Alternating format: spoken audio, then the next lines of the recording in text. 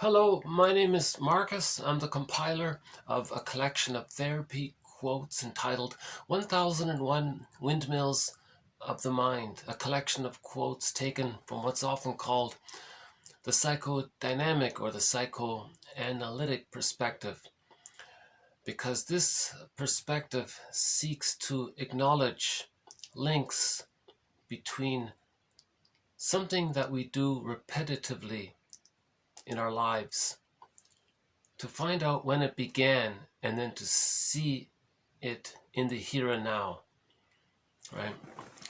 So we're looking for this link between what some people call their chief complaint in life, something they're doing over and over again, like Sisyphus, not getting anywhere, not getting better, not getting happier, some kind of self-defeating behavior.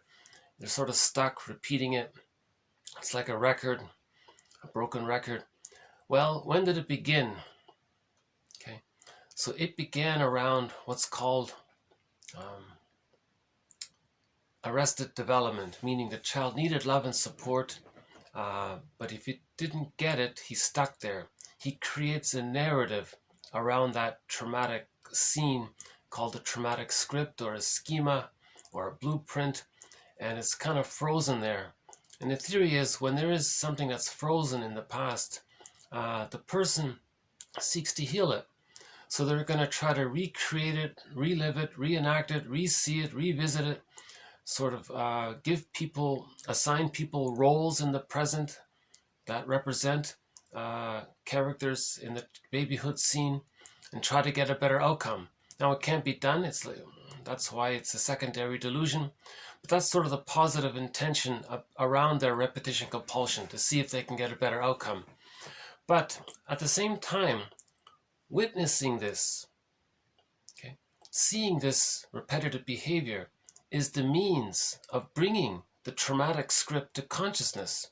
So we have a quote in this collection which says, the repetition compulsion is the means of bringing the traumatic script to consciousness. It's an extension of another quote which says, projection is the means of bringing repressed material to consciousness. So this perspective looks at this link between something that we're doing repetitively as a pattern, when it began, and then to see ourselves in the moment doing it. Right? So that means that this perspective means we have to be our own existential detective to find this script, right? To understand that the person as a baby had a wish, there was too much fear, and then he created some kind of false beliefs around it, right? Existential conclusions, one author calls it. So he creates some existential conclusions around his disappointment, and it's self-defeating. The baby doesn't understand that maybe the mother was on the phone, that the mother would only be on the phone for 10 minutes and that she would come and to feed the baby. The baby's terrified in the moment because the baby has no concept of time. So he's terrified there and he creates these false beliefs, or he can. That's the theory. So Charles Burke puts it this way. This perspective, we want to unpick the threads of a traumatic script and use those threads to weave a new, healthier script. Right? We have one quote from a poet who says, psychoanalysis, always looking for an egg in a basket that's missing.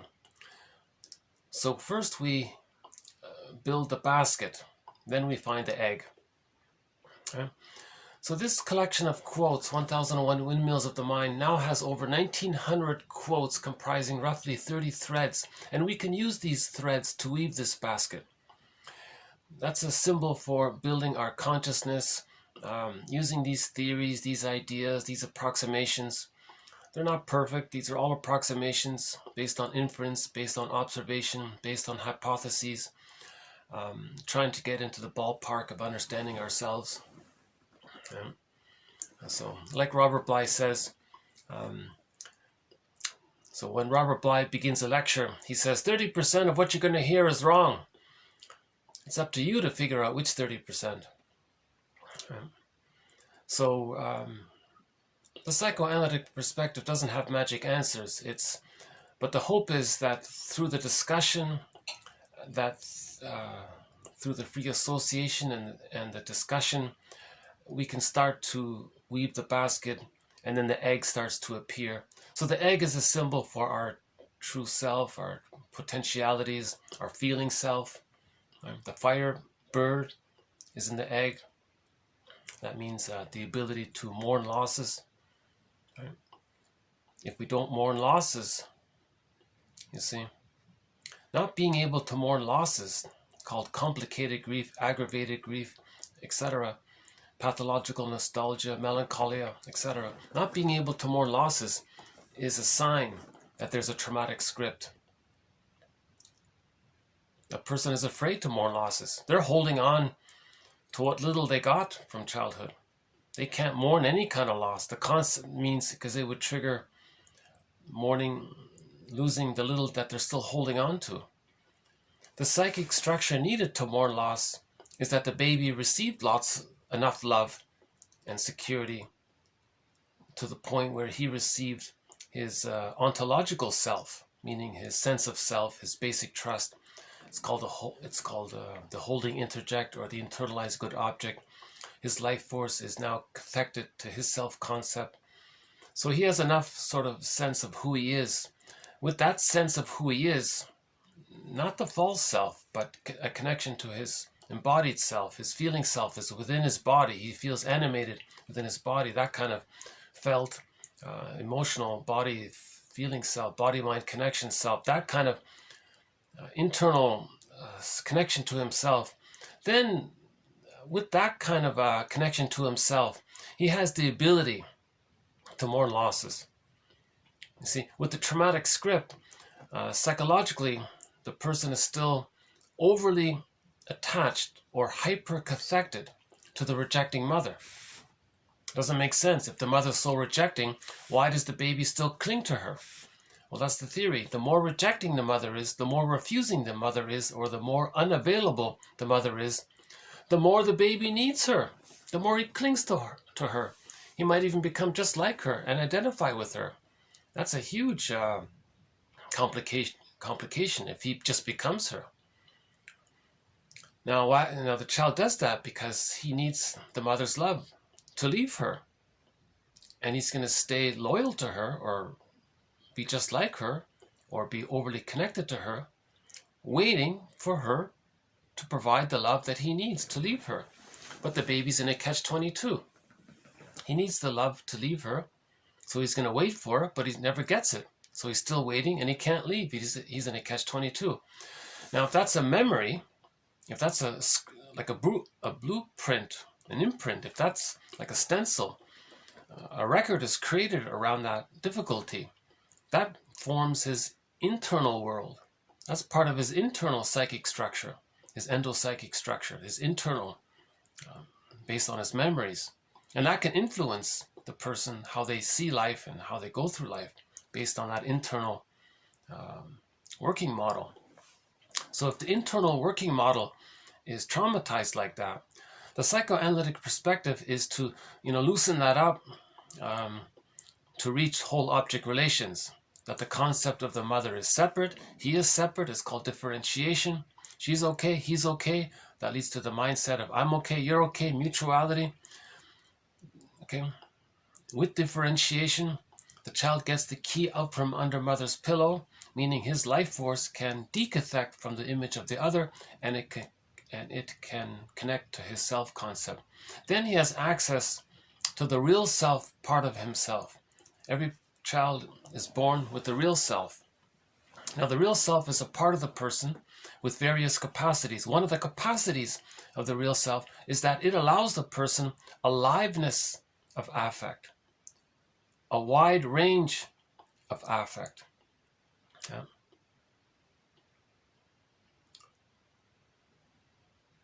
A wide range of affect. So we can call this the psychological side of emotions.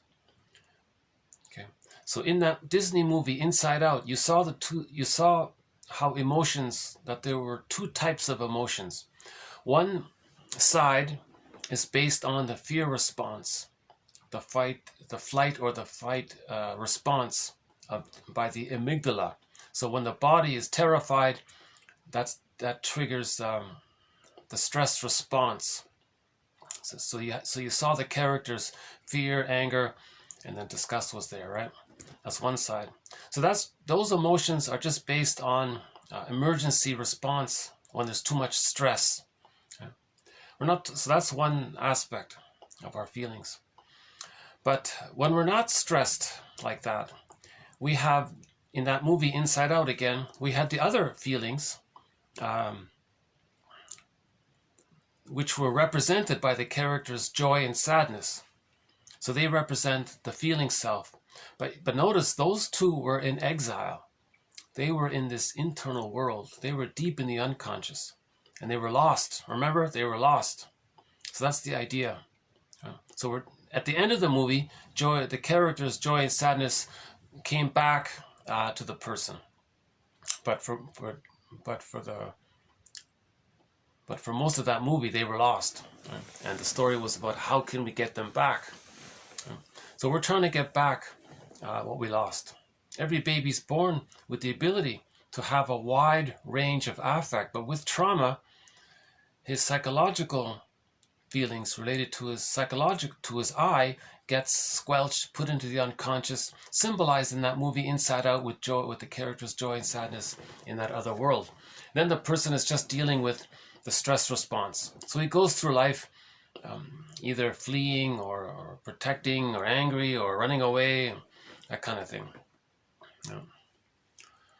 So we need the joy and sadness into ourselves. Yeah. So when we reparent ourselves and build this nest and find the egg, then we have access to the real self. So the real self includes a wide range of emotions, right? Including sadness and having mixed feelings, and identifying anguish and feeling forlorn, and feeling regret and feeling gratitude, and we have quite a long list of emotion. We have a variety of emotions, and it's subtle, right?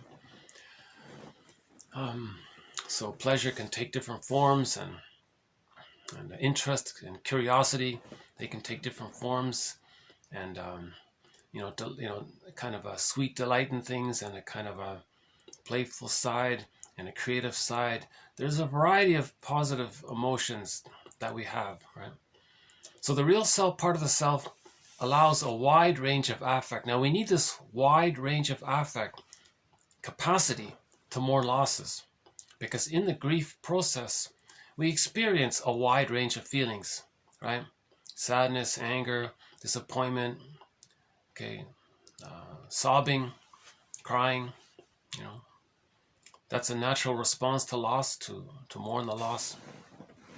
Then a person's freed up to love another, to love again, right?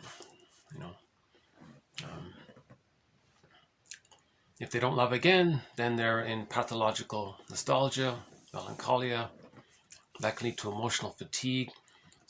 That can lead to burnout, nervous breakdown. And the person can become a curmudgeon late in life, bitter, stingy, miserly, because they never mourned the loss. So mourning is key. Right? So the psychic structure needed to be able to mourn losses is what's called whole object relations. The child differentiates from the mother. In the beginning, he's fused with the mother. He doesn't know where he ends and his mother begins. It's called the stage of undifferentiation, or the stage of social symbiosis. Right? But when the child gets his symbiotic needs met, he feels safe enough. That's the key here. When the child gets his symbiotic needs met, he feels safe enough to psychologically differentiate. Not just cognitively, not just in sort of a perceptual way, but he can psychologically feel connected to himself and have his feelings in his body, and he has his feeling self. Yeah. So the child has to differentiate. Now, children temporarily create split images of the mother, good breast, bad breast. But by the age of 3, this gets resolved. The two sides come together, and the mother is seen as one person, not as a goddess or a demon. And the self-concept is whole. That leads to I'm okay, you're okay.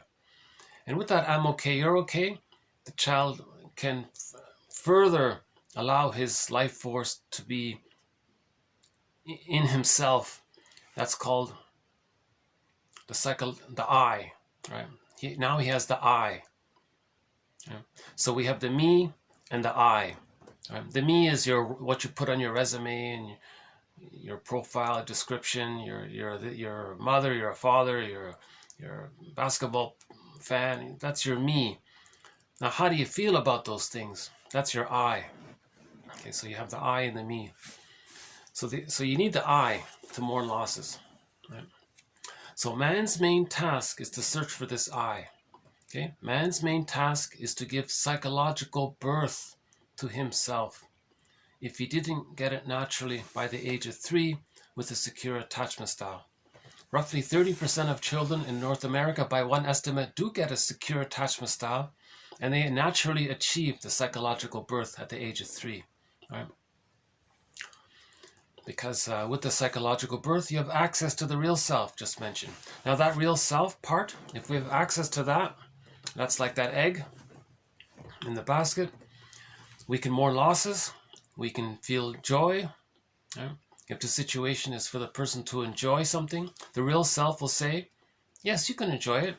You're not going to betray anybody if you're happy. You're not going to disappoint your mother or fear losing her love if you're happy and you enjoy something for yourself. Right? So the person can feel the serene, inexhaustible fullness of being.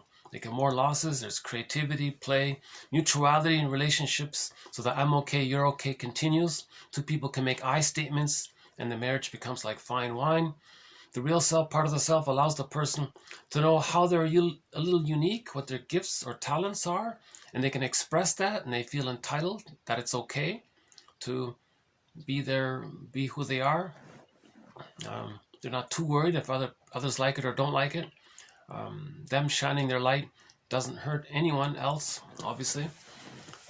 So they feel okay with being themselves. Right? So I think Ogmandino's The Scroll marked number 4, his little poem there called Nature's Greatest Miracle. Each person is nature's greatest miracle. So you sort of feel that uniqueness of our being part of nature's greatest miracle kind of thing. There are some other capacities of the real self described by Masterson, one of our mentors in this series, James F. Masterson, in his book, The Search for the Real Self. So this collection of quotes, 1001 Windmills of the Mind, is inspired very much by Masterson. His approach is called the Masterson approach, where he has synthesized developmental theory and object relations theory. He calls it developmental object relations theory. So he just calls that the Masterson approach. Right? In other words, Melanie Klein, Margaret Mahler, William Fairbairn, he synthesized their work. Right? So those are 4 of our mentors. Plus we have Edmund Burglar and the work of Karen Horney. And Robert Bly sort of makes a guest appearance as well. And we have a lot of excellent quotes from other psychoanalytic authors, Ogden, Solani, Guntrip, and it goes on. Now these 30 threads that we talk about, each thread or top is a topic. So we have a thread on projection, one on projective identification, one on splitting, the moral defense, identification with the aggressor, rationalization, reaction formation. Every major maneuver of the mind or mental mechanism is covered. Again, all defense mechanisms are maneuvers of the mind the child adopts to deal with anxiety. Right? If the mother's on the phone and the baby's hungry, he's terrified. That's immense anxiety. How does he deal with that? Well, he may hallucinate. Well, he may disassociate, or he may repress it or deny it. He may hallucinate that the mother who's refusing him is not his mother. And then when he is being fed, it's someone else. So he may create two images of his mother, goddess and one good god and good mother. So the baby has what's called primary process thinking. It's like in this other world, it's Alice in Wonderland. It's like a fairy tale world or mythological world. So the baby thinks in goddesses and demons and that kind of thing. So that's one of our threads, to look at the psychology of myths and fairy tales, how they represent the traumatized psyche. Myths and fairy tales describe the inner endopsychic structural world, the architecture of the unconscious. Myths and fairy tales describe the architecture of the unconscious. Myths and fairy tales are metaphors for a child's traumatized psyche, because the main motif is splitting goddess and demons, right? That's the splitting, good breast, bad breast. Every character in a myth or fairy tale represents one psyche. It's like a dream. Just like you wake up in the morning, everything you dreamt belonged to your mind, your psyche. Okay, so that's called, a dream is called a soul story. Myths and fairy tales are just like that. They're soul stories. They're true on the inside, not on the outside. Right? And it's a different world. This primary process thinking, there's a lot, it's different, right? It's different from secondary process thinking. Right? So we have a thread on emotional eating, the body bears the burden, prejudice, and several others. So this is an interesting collection of quotes. I would say that they're beyond general self-help quotes. I would call them advanced self-help quotes, because these quotes are not just helping you to maybe feel a little better in the moment. They aim towards building consciousness so that we can heal the traumatic script and get better. So we have the famous question, do you just want to feel better or do you want to get better? So these quotes are in that area, in this second area, about trying to get better, trying to heal the inner child. This perspective, when we be our own caring witness, then the effect of our memories are transmuted. We don't change the past, but we can change the effect the past has on us through the caring witnessing. So we transmute or transfigure the effect of our memories on us. So when they say you're going to heal your memories, that's what they mean. You're going to the effect.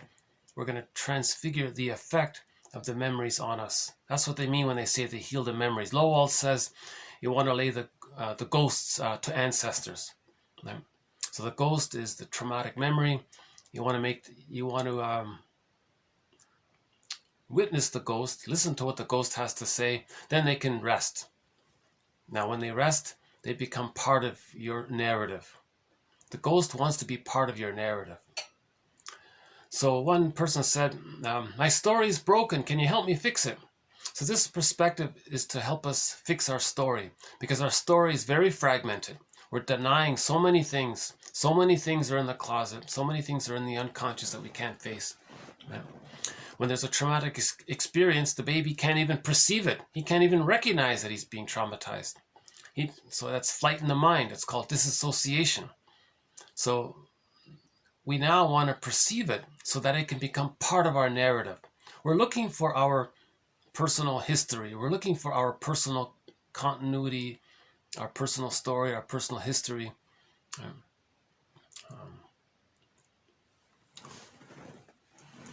Because if there's gaps there, then then the psyche, there's this innate drive for healing. The psyche is going to try to get us to recreate the scene that created those gaps, so that there are no more gaps anymore. So we want to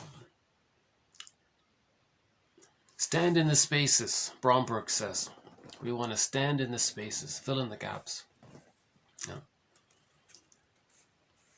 And there are a few other metaphors for this perspective. about being our own metaphorical fisher person. In a myth, the ocean is a symbol for the unconscious. When we bring up a fish, that symbolizes bringing up something that we don't know about ourselves. Sometimes they eat the fish, that means they integrate it and it's a part of you. So we're going on a recent quote is, it's a salvage expedition. We have to be our own rescue squad for ourselves. So we have to heal ourselves. Wilson calls this the moral revolution, to heal ourselves. It's not the baby's fault that he got traumatized, but it's the person's fault to heal themselves because it's their life. And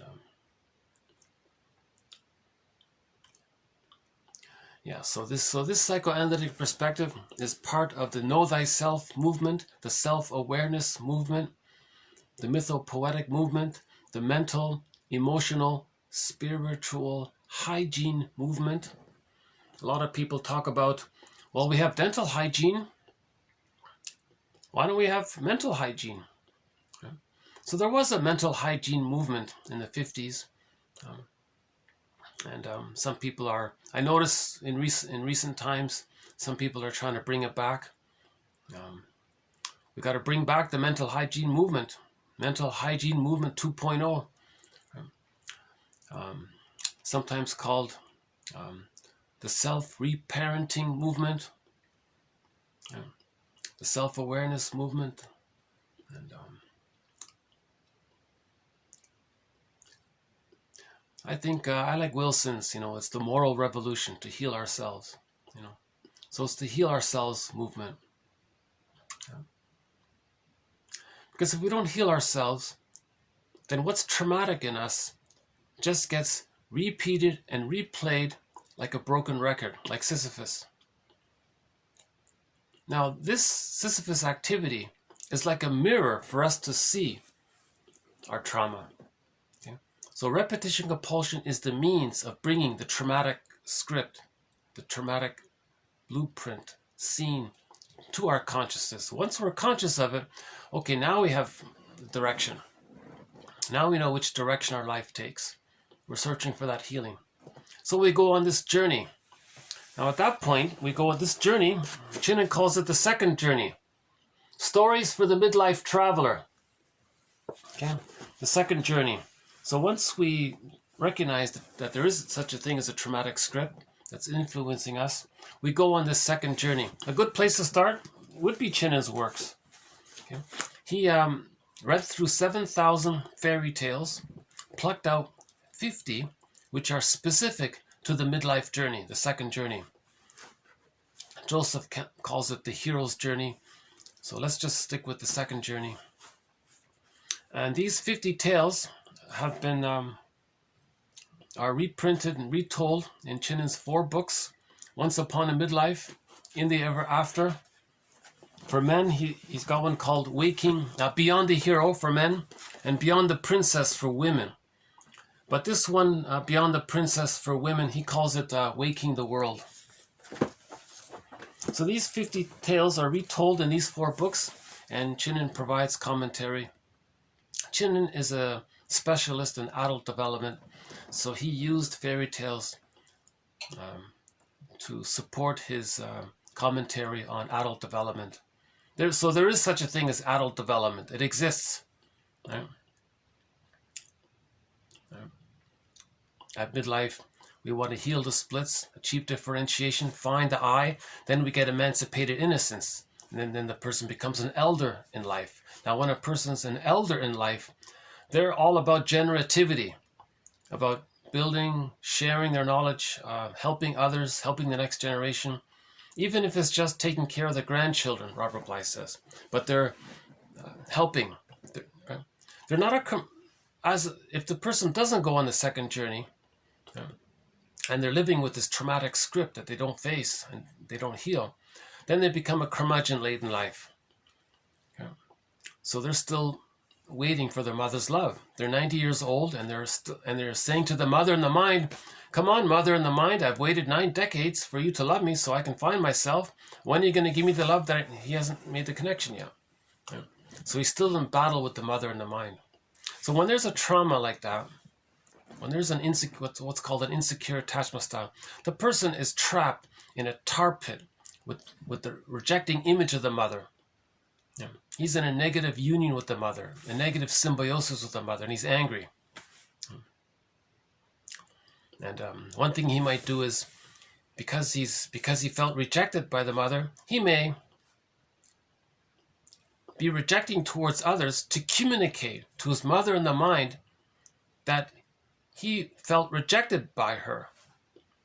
So one author says, it's as if he's saying to the mother in the mind, "Mother in the mind, when I was a little baby, I was innocent and safe to you, but you devalued me and objectified me and used me and you shamed me and all this. I didn't like it. Well, I got to tell you this, but I don't have words. So through my behavior, I'm going to show you what you did to me." You see that non-threatening, safe substitute other? Yeah? Peaceful other person over there? Innocent person over there? Well, I'm going to project my unloved, my innocence onto them. I'm going to be you. I'm going to do to them to show you what you did to me. You shamed me, so notice my negative humor. Notice how I'm lying to them, or how I'm deceiving them, or thinking badly about them. Well, I'm showing you what you did to me. Now, who's he talking to? He's talking to a memory. Okay, so this traumatic memory is a phantom or a ghost. It's not as if this ghost is going to fly out of the person's mind, travel to where the mother is, get her to realize what happened. She gets a huge awakening, picks up the phone and apologizes. The person feels relief, and then he can be himself. Nor are they going to travel back in a time machine back into the nursery, and she's going to breastfeed properly and meet the baby's needs, and see the baby and accept the baby, and play with the baby in a nice way, and let the child know himself. They're not going to change the past. But that's sort of his positive intention, to communicate some of this. So if a person identifies with the rejecting mother, and they're rejecting towards others to communicate that their mother was rejecting towards them, Bergler calls this a negative magic gesture. Right? Doing to others what happened to you, to communicate what happened to you. So this activity is the person's attempt to express that he's angry at the mother in the mind. Okay? Because he is angry at the mother, but he doesn't know how to say it. So he's going to be just like her. Right? As if to show her up. He might even think, geez, maybe others will get the conclusion that if he's so rude towards others, what kind of mother did he had? And he'll think, yeah, good. I want everyone to know what kind of mother I had. You see, so he wants to embarrass the mother or show the mother up, So maybe that's his way to express his anger at the mother. Don't anyone think that my mother was so loving if I'm so negative, that kind of thing. So this theory about Bergler discusses this, and many authors discuss this, about how they're trying to show up the mother, to express their anger at the mother, thinking that the mother's going to change her ways and give him Now, it can't be done. The needs, just like when the baby's biologically born out of the uterus, that's a one-time event. He can't go back and redo it if it went wrong. Just like the first 3-5 years, that's a one-time deal. The person can't still try to meet those needs. Now, there's a branch of psychology that says, well, why not? Why don't we try to still meet those needs? So that branch of psychology by Kohut is not a thread in this series. Okay, so this series is developmental object relations theory, about making us conscious so that we can mourn, not still try to get. This still trying to get, that's another branch of psychology. And interestingly enough, that guy, Kohut, at the end, There's a video clip of him. He started to change his mind about it all. And he was saying, I think you can't really do it. Maybe I was wrong. He didn't say it directly like that, but he made some helpful observations and about mirroring, the importance for the child to be seen. So maybe he did contribute in promoting awareness about how important it is for the child to be mirrored and to be seen, so that he can know himself. The theory is the child, as I understand it, needs to look into his mother's eyes and see that the mother is okay with the child being himself. Because what some mothers do is they terrorize the children, to turn the child into a symbiotic object to meet the mother's symbiotic needs. Now the child thinks, oh, I can't be myself. I've got to be hyper attentive to mother's needs. So he develops an antenna to meet his mother's needs, because the mother wasn't seen and responded to and respected, and she wasn't given consideration. Now she's trying to get the baby to do those things to her. So she's parentifying the child. Right? So to prevent this, when the child looks into his mother's eyes, the mother looks with love and acceptance, and the child thinks, oh, okay, I can be me. I don't have to be ensnared in this tense fear of always trying to figure out and read my mother's mind and respond to her and do what she wants all the time. So Kohut made a contribution in this area. So again, when the baby is born, the first 5 months, that's like another extended womb, because humans come out too early. They need an extended womb called the stage of social symbiosis.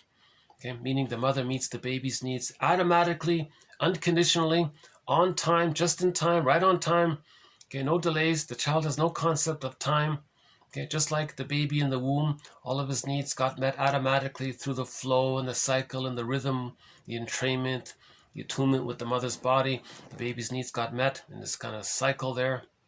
That's meant to continue between the interaction between, that's why it's called social symbiosis. It's the social relationship between them. In this interaction, that kind of flow is meant to continue. Baby has a need, the mother sees it, she responds, great. Child has a need, mother gets it, she responds. This continues. If this continues, if it's good enough, at the age of 5 months, the child feels that he can hatch. Now he can begin the psychological birth. So there's the biological birth, yes, we know. What about the psychological birth? They need to get their symbiotic needs met. That's called the psychological egg. They need their egg needs met. Now when they get their egg needs met, they begin the hatching out process. To reach the psychological birth, they hatch out of the egg, but the hatching out isn't sudden. It's a gradual 2.5-year process.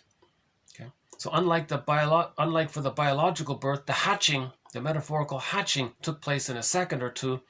For the psychological birth, it takes over 2 years, 2.5 years. So, we have a thread for each of the personality patterns that spring forth according to where the arrested development takes place. If it takes place within the first 5 months, it can lead to a variety of certain personality patterns. The Iago character is there. The bully pattern is there. See, the bully pattern, they're aggressive because they want someone else to fuse with them. The baby needs the fusion. Okay. So again, the baby just doesn't have, when he's born, he just doesn't have a need for milk, and that's it. Right. The last video mentioned this. The baby has an innate expectation for his mother, and he wants to latch onto the breast and start milking and nursing right away. So many people believe that the baby has an innate expectation that that the breast is going to be there, and he may start feeding right away when he's born. Yeah. So if he's removed from the mother, put some in some other room, and then some nurse gives him some powder stuff in a plastic bottle. That's a shock and a disappointment to the baby. They broke the continuity. That can lead to perinatal trauma. Developmental trauma can come from that. So the baby, and then if there's a trauma there like that, that can lead to the bully pattern, because he's looking for the real thing, right? He's looking for the real breast mother. Yeah. Interesting unconscious little slip there, the real thing. You see, because in this video, we're going to talk a little bit about psychology of advertising. You see, there's a very famous product, a junk food product, and their slogan is the real thing. You see, the baby's looking for the real thing, the breast. But this junk food is not the real thing. So they want to transfer this unmet need for the real thing onto their junk food. And that's how they sell the junk food. So in advertising, they tap into our unmet needs, and then they want you to transfer or displace those needs onto their product. And then you think that that product, so there's a link there between that product and your unmet needs. So now you have this fantasy that this product is going to meet your unmet needs. Now, ironically, the junk food is not going to, obviously the junk food can't do it. Nothing in the present can meet those early needs, as just mentioned.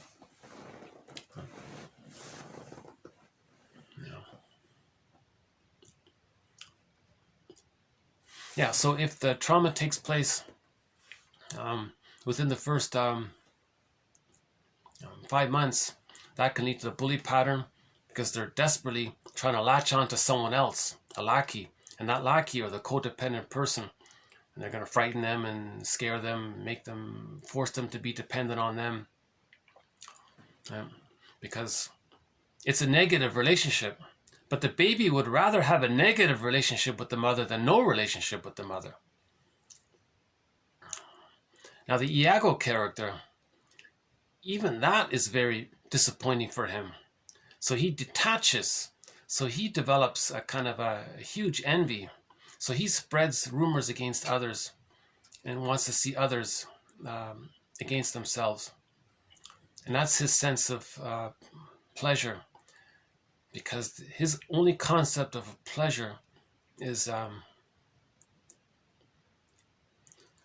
to see the rejection outside of him not be directed at him. So it's just less stress. So his idea of pleasure is just less stress. He doesn't have pleasure. So Schadenfreude is big with him, right? Iago. The bully pattern has some kind of deluded hope, because he's aggressive to latch on to the lackey and get the lackey to be at his beck and call. Now the lackey is the breast mother. Now he hates the breast mother at the same time. He'll treat the lackey very badly, but he needs him at the same time. And there are a few other difficult personality patterns that spring forth if there's trauma between birth and 5 months. One author says that the bully pattern is a sign that the person was prematurely ejected out of the symbiotic orbit with the mother. And they're trying to get it back. Hence that joke. We spend the first 9 months of our lives trying to get out of the womb. And in those cases where there's trauma up between birth and 5 months, they spend the rest of their lives trying to get back in. So the bully's trying to get back in by creating someone else to be the breast mother, to create that fusion with someone else. It's a negative fusion. Okay, let's say the baby does achieve a negative fusion with the mother. So he has the symbiosis with the mother. So he won't necessarily be his issue is a little different. He won't be overtly aggressive and belligerent towards others and all that, or he won't be an Iago type, always plotting behind the scenes, getting others against him. He won't necessarily be like that. His pattern is that he can't get out of the fusion with the mother. So he got the mother, but he can't leave her. Right? So he's a little better off, but he's still in immense pain because he can't leave her. Now, 5 months is the biologically determined time when the baby begins the differentiation process. Okay? If the child has a negative union with the mother, he can't differentiate. He wants to be born, but he can't. He's in pain. Yeah. So just like if the baby were in the womb and he wants to be born but he can't, he'd be terrified, he'd be in pain. In a psychological sense, this analogy can be applied to some degree in the psychological egg. At 5 months, he wants to differentiate. He wants to hatch out, but he can't, so he's angry. So that's the narcissistic pattern. He has the negative union with the mother. Okay? So he shares with the bully pattern the main emotions of hate, envy, greed, hate, spite, vindictiveness. Now with the narcissistic pattern, they get pleasure by putting others down, because the mother put them down. So these, up until the age of, these two patterns just mentioned, that area around the bully and the hostile provocative and the Iago and the symbiotic, and then you got the later ones, the narcissistic type and the BPD. The BPD is the Swiss cheese version, I believe. I'm going with Grotstein on this one. BPD pattern is the Swiss cheese version of the narcissistic pattern, where they flip back and forth between the bully pattern and the narcissistic pattern. That's why they're so dramatic and chaotic and all that. Now, all of these patterns and a few others in that area, love and gratitude haven't entered the psychological picture. You don't see traumatized babies saying thank you. They're so angry. They can't say thank you about anything. If they did something wrong, they don't feel apologetic or the need to repair, and none of these things. They're just in this desperate, greedy state, and they're so angry. That's their main emotions there, right? So we have a thread on the personality patterns that spring forth if there's a fixation between 5 months and 18 months. Right? Now, all of those patterns, by the way, they don't have I'm okay, you're okay, obviously.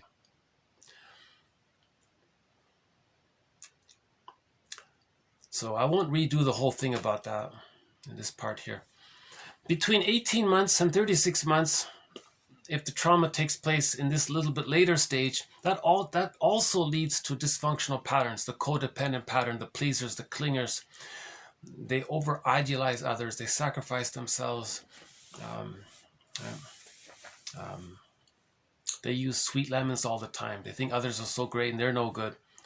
Actually, they're still holding on to the original I'm not okay, you're okay mindset. Whereas the earlier ones, they can't hold on to that. They think that they're... in recent videos, I discussed the whole thing about how anything other than I'm okay, you're okay is an aberration or a sign of trauma. It takes a little while to go through that. So this psychoanalytic perspective,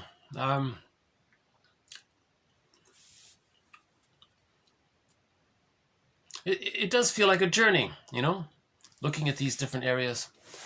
Why don't I just take a little stretch here? Hold on a sec. Let's see how we're doing here. The sun just came out. Okay. Oh, there's some crows. Okay.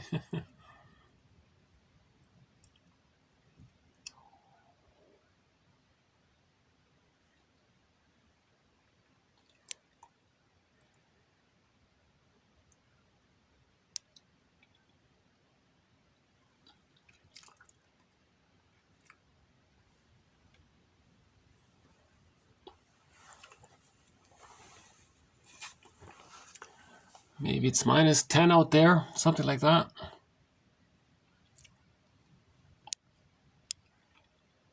Yeah.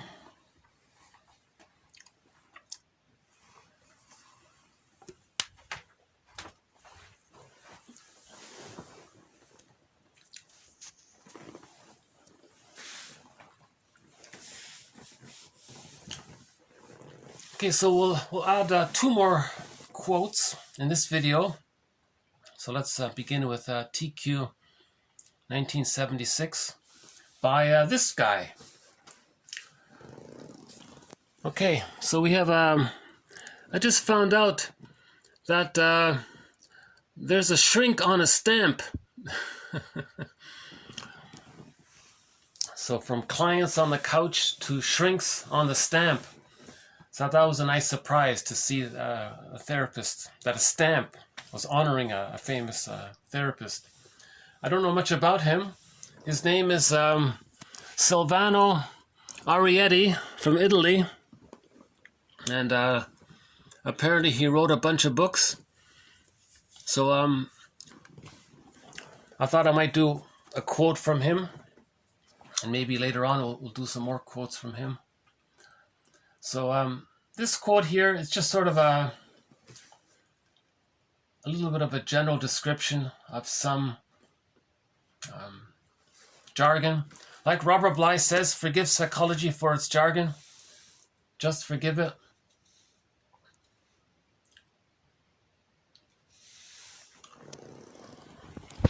Okay, hold on a sec here.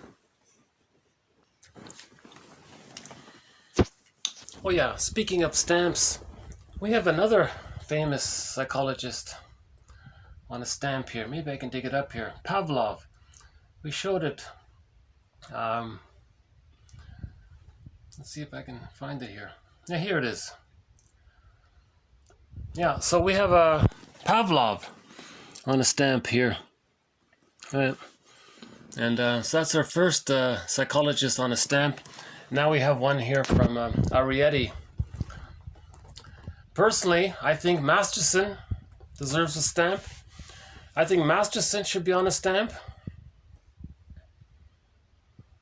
Karen Horney, Margaret Mahler, Melanie Klein, William Fairbairn, Edmund Burglar. Edmund Burglar definitely deserves to be on a stamp. Edmund Burglar is the #1 most prolific author of psychoanalysis, direct into the English language. Robert Bly, I think, should be on a stamp.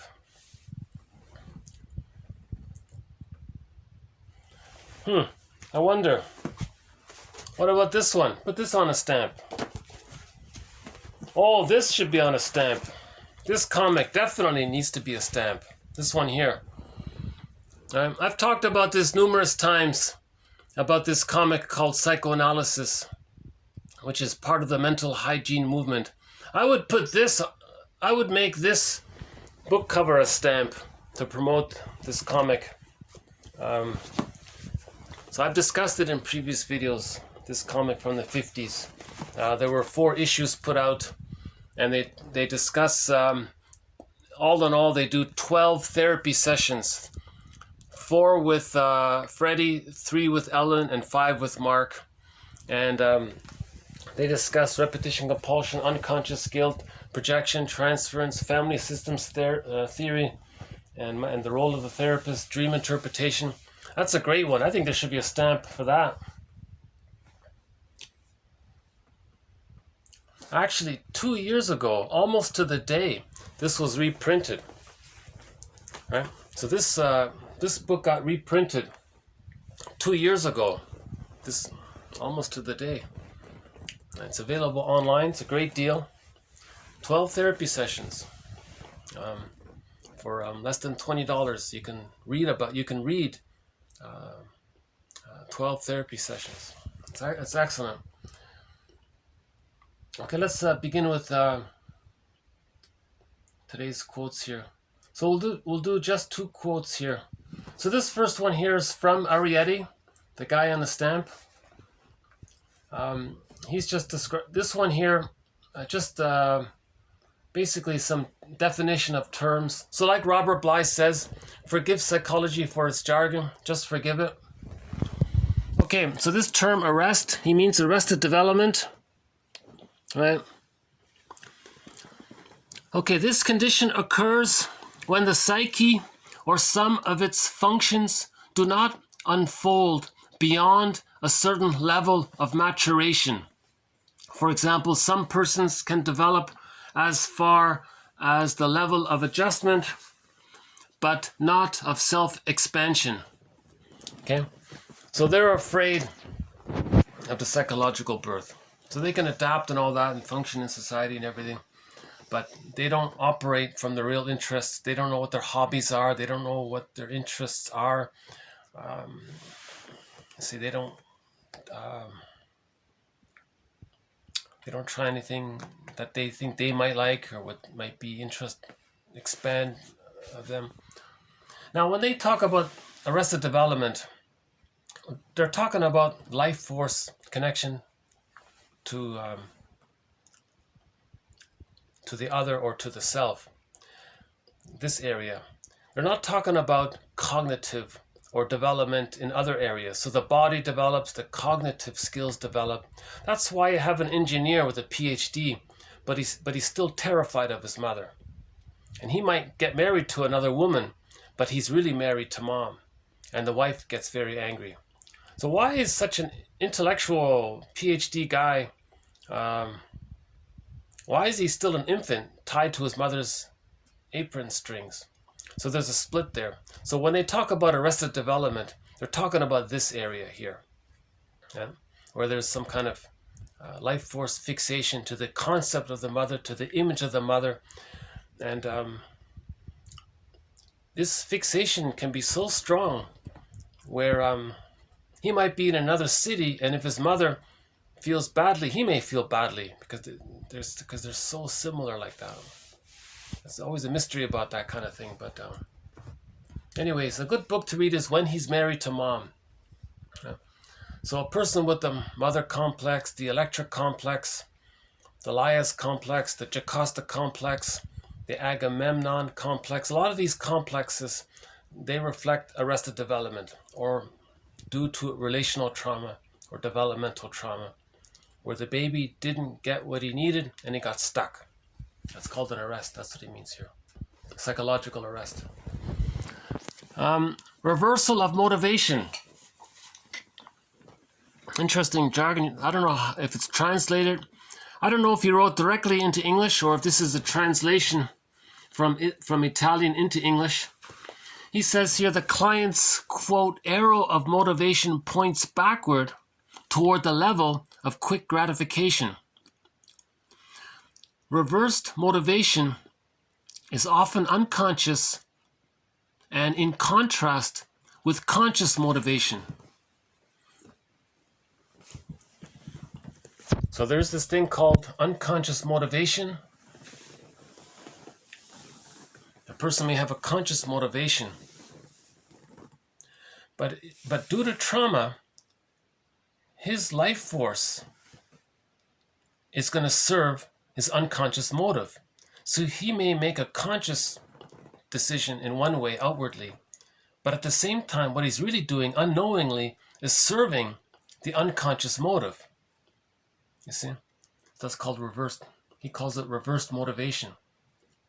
So think about, let's talk about Ellen here again. She had unconscious guilt, right? She made an existential conclusion that she wasn't worthy of love or something. So she was disappointed in childhood and made this false belief. Now her conscious efforts in life were to progress and develop, unknowingly that what she was doing was recreating the disappointment from childhood. So her unconscious motivation was to replay the disappointment. Again, when there's a trauma, the person's going to recreate to see if they can get a better outcome. So Ellen would try to go through her life in a happy way, but all of her efforts just led to her feeling disappointed again and again. So that's called reversed. His jargon is reversed motivation. I think another way of describing it is repetition compulsion of unconscious guilt, right? Or self-defeating behavior. You consciously think you want to be happy in your relationship, but you choose someone uncannily because you feel attracted to someone who you know is going to disappoint you. If the parent disappointed the person and they meet someone who is tantalizing but rejecting, they may be interested. So that's a repetition compulsion of the original disappointment. So the conscious motivation was to be happy, but they were more driven by the unconscious motivation to be disappointed. Bergler calls that psychic masochism. That's his jargon for it. Okay, projection and introjection. Okay, they often go together. And they're not necessarily a bad thing. The baby takes in a mother and sends out to the mother. This is back and forth. But at some point, it's dysfunctional. So usually when we use the words projection and introjection, it's a dysfunctional thing. Okay, introjection. The client attributes to the self qualities, actions, and feelings which belong to others or to fantasized others. Right? So if the mother feels a lot of shame herself, the child takes in that, introjects that, then he feels shame. So that's called introjection. That's why it's dysfunctional. Likewise, in reverse, it's projection. The client attributes to others feelings, actions, intentions, and ideas which originate in the self. Okay? So the person can't own it himself. Something about himself he doesn't want to be aware of. Certain ideas, certain intentions, certain actions, certain feelings, certain traits about himself. He doesn't want to admit it. He just says it belongs to others. That's called projection. Projection is the means of bringing repressed material to consciousness. Lauchlan calls projection a mirror defense. It's a defensive maneuver because it allows you not to be in touch with what you don't want to be in touch with about yourself. At the same time, by getting you to say that some other safe, non-threatening substitute other has those traits. Now when you say that, that's like creating this mirror. So your judgments and strong attitudes and opinions towards others, that's like a mirror to see what you're projecting, what's within. You see? So that's the psyche's attempt to help the person be conscious of what they're disowning because of this innate drive for healing. Okay? So again, we're trying to make the unconscious conscious, and the projection helps in this area. Right? So projection is a tool to help us be conscious. Okay, now when we want to hide the use of a defense mechanism like projection, we may cover it over with what's called rationalization. Okay, so rationalization is when you want to give the appearance of being rational. So if the person doesn't want to admit that when they were a baby, the mother shamed them, they say others are no good. Now, how do they hide that? How do they lie to themselves? How do they make themselves believe that others are no good? They got to invent some fake excuse that sounds convincing.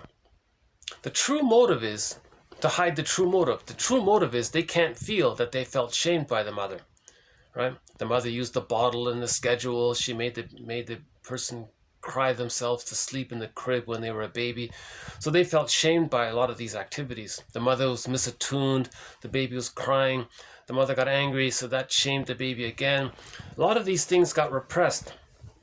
So the baby felt no good, he can't feel it. He says others are no good. Now when he says others are no good, he's talking about himself, but he can't admit it. Now when he says others are no good, okay, that's called projection. It allows him to not feel the anxiety of what he would feel if he were to accept the memories of how he felt shamed as a child. Okay, so that's his primary motive, his real motive, to not feel the persecutory anxiety, to not feel the furies, right? To not feel the abandonment depression that came about because of the mother's misattunement or her unavailability or her confusion or her absence or her spiteful attitude or whatever it was. So he says others are no good. Now how does he convince himself cognitively that? How does he make himself believe his own lie?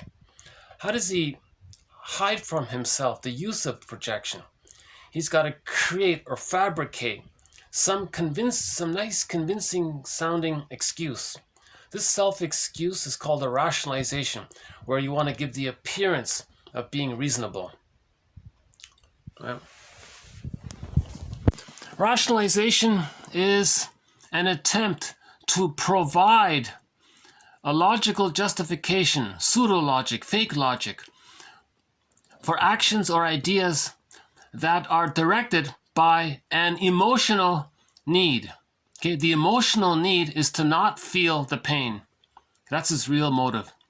Now, this attempt is made by resorting to explanations that are not too incorrect, right? They appear, that's the key here, it appears, you want to give the appearance, right?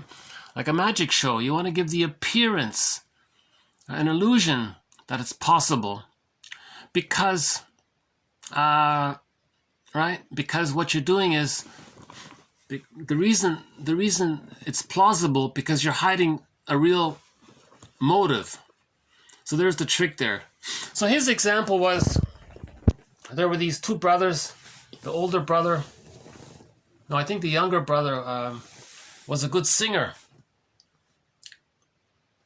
And the older brother was very jealous of his younger brother having all of this attention by being a singer. So the older brother said to the younger brother, don't sing too much. It's a rare commodity. Don't go to these events and sing in public too much, because you'll damage your voice. You'll hurt yourself. You got to save it. That sounds reasonable, a little bit. You don't want to burn out your voice or damage your voice. You want to protect. So the brother said, you want to protect your voice, right? You want to protect that gift you have. So don't sing too much. Just keep it limited and rare.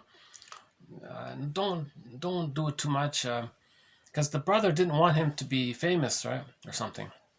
So it sounded reasonable. You don't want to damage your voice, so protect it. So it's a reasonable, but his true motive was to hide the jealousy. So rationalization is very convincing, but it hides the true motive. So rationalization hides the true motive. Okay, a man jealous of his brother's singing voice told him to limit his singing to protect his voice. Rationalization is regressive. It's a regression. It's a regression, right? Lying is a angry baby is lying, right? A regression. Rationalization is a regressive inasmuch as it restricts thinking to the use of only those apparently logical and plausible cognitive processes which lead to emotional gratification. So his thinking is limited because he's only motivated to hide his jealousy. So that's why it's a regression. The next one here, somatization. Somatization, the transformation of a psychological difficulty into a physiological one. So maybe about a month ago, we did 3 videos on Sarno's work, John E. Sarno. He made an interesting, unique contribution to promoting the idea that physical body symptoms are an expression of an emotional issue. It's a compromise. The symptom squelches the emotional issue, but it reveals it at the same time. It reveals and conceals. So Woodman's example is that guy with the big beer belly. Her interpretation was, because his mother passed away, he says, you're carrying your mother around. Because he can't let go of it. He can't grieve the loss of the mother. So he associates food with the mother. He binge eats and gets this belly. And then he fantasizes that the belly is like a teddy bear, linked to the mother. You see? So it reveals something, but it hides it because the person's not aware of why he has this big belly kind of thing. So that's a symptom. So not just the belly, any symptom, backache, teeth grinding, you name it. It can be externally seen. It could be internal issues. Sarno says over 90% of all physical symptoms are actually psychologically based in origin. They trace back to the baby's rage at the mother's misattunement. Physical symptoms, he says, can be traced all the way back to the root cause. It goes back to babyhood time when the baby's enraged at the mother's unavailability, and the baby thinks he might die, he thinks he might perish, he's scared, he's enraged, and he's desperate, and the mother ignores it, she's misattuned, then the body bears the burden. It affects the physiology. So the mind and the body are connected. If the mind is distressed, the body will be distressed. That's called somatization. Soma means body. Short-circuiting. Resorting to a quick or not adequately elaborated mental process when the situation requires a better integrated response. Similar to regression, if a person's stressed, they might resort to the amygdala, right? Because they can't think, because they're stressed. But the situation calls for a mature adult understanding. Look at the whole picture, look at the different sides, look at what led to things and what are the motives and what's being hidden and why is it being hidden. Like, you have to look at the full, you want to put all of the pieces of the puzzle together, so to speak. You want to look at the whole thing, not just identify isolated pieces and think that's the whole story. But under stress, we may have a short circuit and just revert to the fight-flight response symbol. Remember, splitting is a babyhood emergency response to stress. The baby thinks that's not his mother if the mother's rejecting. And he fantasizes, he hallucinates that he's bonded to a good mother. So the splitting is like all good, all bad, and he divides it and separates. That's a desperate maneuver of the mind the baby adopts in order to feed safely with the mother, right? So if the mother is misattuned in her breastfeeding, the baby's angry. How does he feed if he's so angry at his mother? Now, when the baby's angry at the breast mother, one theory is the baby, because of the fusion, he doesn't know where he ends and his mother begins. Because he's angry, he thinks that the mother is angry, the breast is angry. Okay. Primary process thinking. The image of the other might be some demon creature, some frightening creature, frightening animal. Now the baby wants to take in. The baby may think that this frightening animal wants to take him in. Okay. So in Hansel and Gretel, the witch wants to eat the children. That describes this phenomena. So you can see why primary process thinking is so unreal. Right? It's just so... the baby, you got to forgive the baby. He doesn't know any better. He just came out of the womb. He doesn't know what's going on.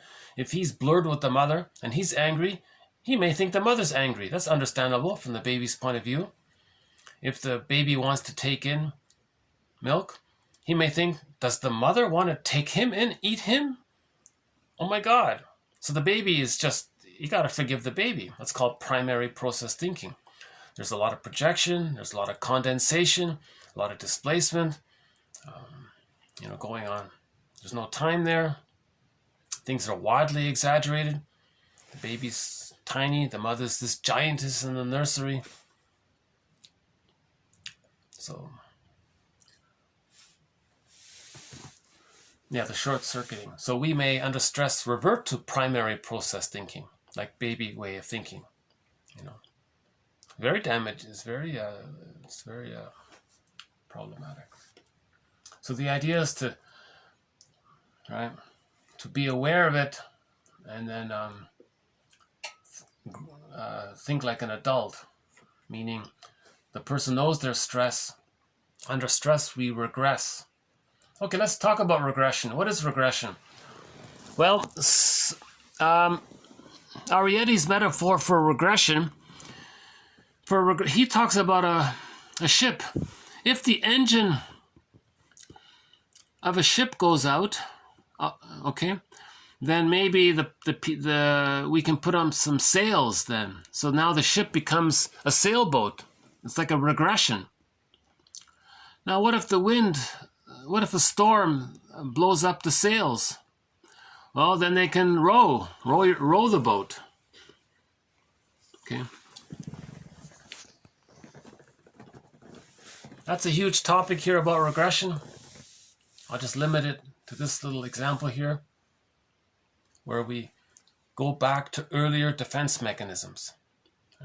So first we had a rowboat, then we advanced, we had a sailboat, we invented an engine, now we have a motorboat.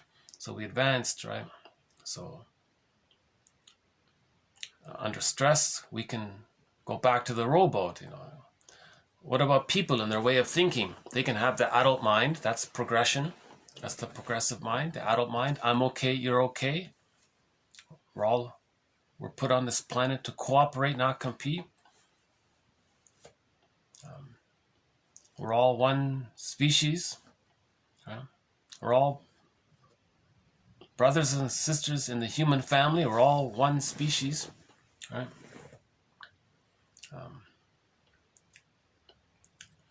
We all came from this guy.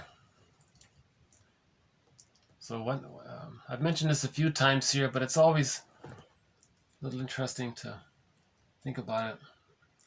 According to one theory, for 1 million years, we were this guy. Okay, we were this guy. Homo bodoensis. We were him. We were all him. We were all more or less just like him. For 1 million years, we were him. Right?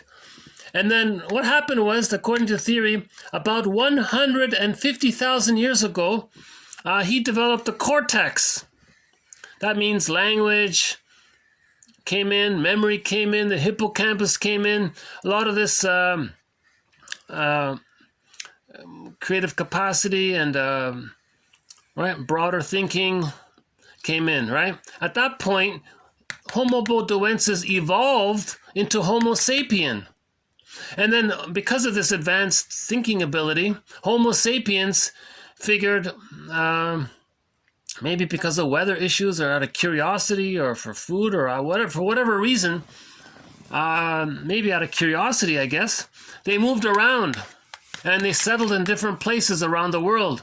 And then when they settled in different places, because of the environment and the food and the weather and the sun, there were little changes that took place superficially, right? So some Homo sapiens lost a tan, some Homo sapiens maybe ate more dairy and milk and meat and woolly mammoth and more hunter, so they got a little bigger and physical. If you're getting your fish from the ocean, you have to be more rugged, so they right now some Homo sapiens settled they stayed in Africa, let's say, so they didn't need to lose the tan. So there were what called frills.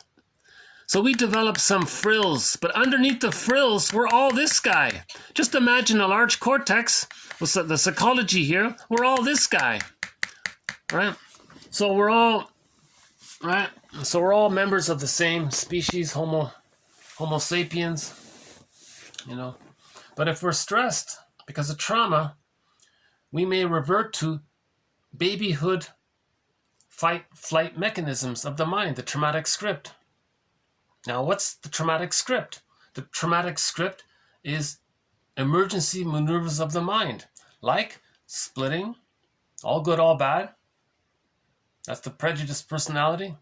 You see your unloved self onto others, do to others what was done to you because you want it done to you. That's the prejudiced personality. So prejudice comes from trauma. That's all it is. Prejudice comes from trauma. Prejudice is a symptom of trauma. That's it. Right? We're all Homo sapiens. There's what's called projective identification. That's when you want to coax others to hold your feelings because you can't feel it. You want others to express your feelings because you can't feel it. Maybe you're trying to get others to, maybe you want to fuse with others. So you want to coax others to play a role because you're looking for the fusion. So projective identification is a babyhood maneuver of the mind. Now under stress, a person may use that. Reaction formation, you can't say what you really wish or feel, so you say it in reverse. That's primary process thinking. So under stress, we may short circuit and use some of these older regressed defense mechanisms of the mind. Okay, one more here from Arieti. In the presence of psychological injury, defenses are mobilized, which aim at the preservation of the self, obviously, to protect ourselves from too much anxiety. If we feel too much anxiety, we can't handle all that stress. Right? Now, these defense mechanisms work, obviously, right? They work in the sense that they keep us alive. They keep the baby alive. The baby was able to take in milk because he hallucinated that the mother was a goddess, when in reality she was a frightening witch, and from his perspective. But he can't accept that she's a frightening witch. So he uses splitting and the fantasy bond, creating this compensation fantasy bond that she's all good. It's called the moral defense. All splitting is related to the moral defense. So these emergency defense mechanisms by the baby help them to survive. But after the age of 5, if they're still being used, that means he's frozen there. All of these emergency regressed maneuvers of the mind are all meant to be existential hearsay by the age of 3. If he's still using them, that means he's still clinging to them. That means he's still being so rejected and misattuned by the mother, and he's stuck there. Now, these very same defense mechanisms, which were just coping mechanisms, temporarily used, after the age of 5, at the latest, they block his development. They block his development because he's stuck in the babyhood scene over and over again. Reliving it, replaying it, repeating it, reenacting it, coaxing others to play roles, doing to others what was done to you to communicate what was done to you. He's stuck like this, like Sisyphus. So these defense mechanisms block development. They block happiness. They block access to the egg because they destroy the basket. He has no egg. He can't think about things. He can't make links. They block access to the real self. The real self allows him to know his uniqueness. So he can't know his uniqueness. If he doesn't know his uniqueness, he doesn't feel the joy, like the meaningful joy of connecting to himself, how he's unique, nature's greatest miracle. He doesn't feel that he's nature's greatest miracle.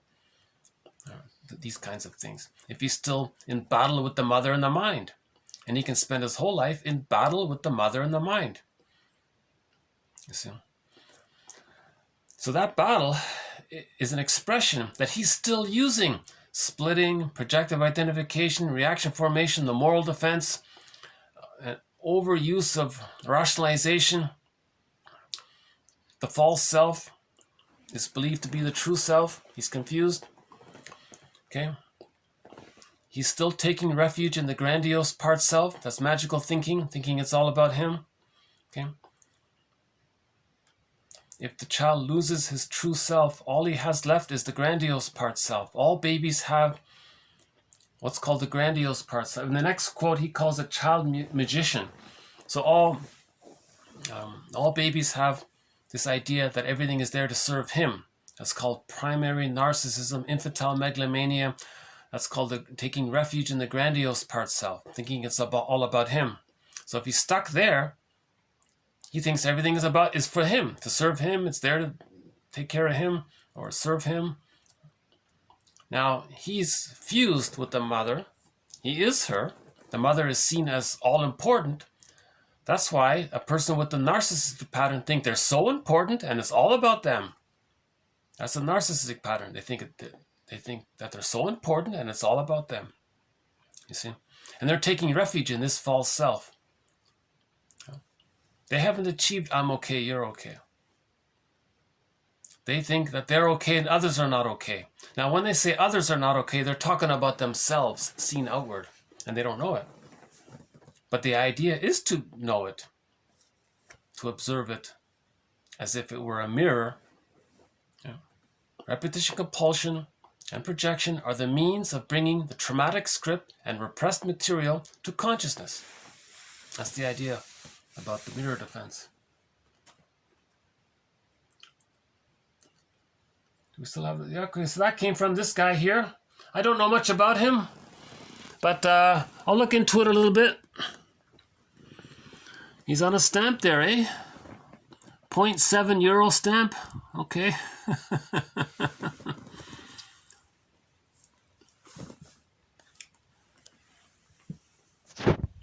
There's not much on the internet about. Yeah, I don't know about him. I just skimmed. I just started to read one of his books and I got this quote from it. That came from the book Intrapsychic Self. The intrapsychic. So intrapsychic means inner, the inner self. So we're talking about the inner self. If we heal the inner self, then the outer world is peaceful, right? Okay, we'll move on to the next one here. Let's take another peek here. Hold on.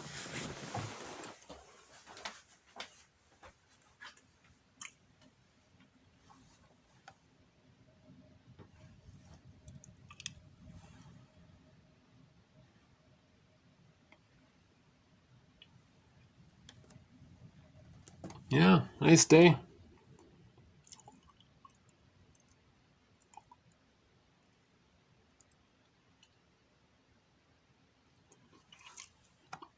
Yeah, the ice is melting. So that band there, that's water. It melted. A couple of days ago, it was all snow and ice.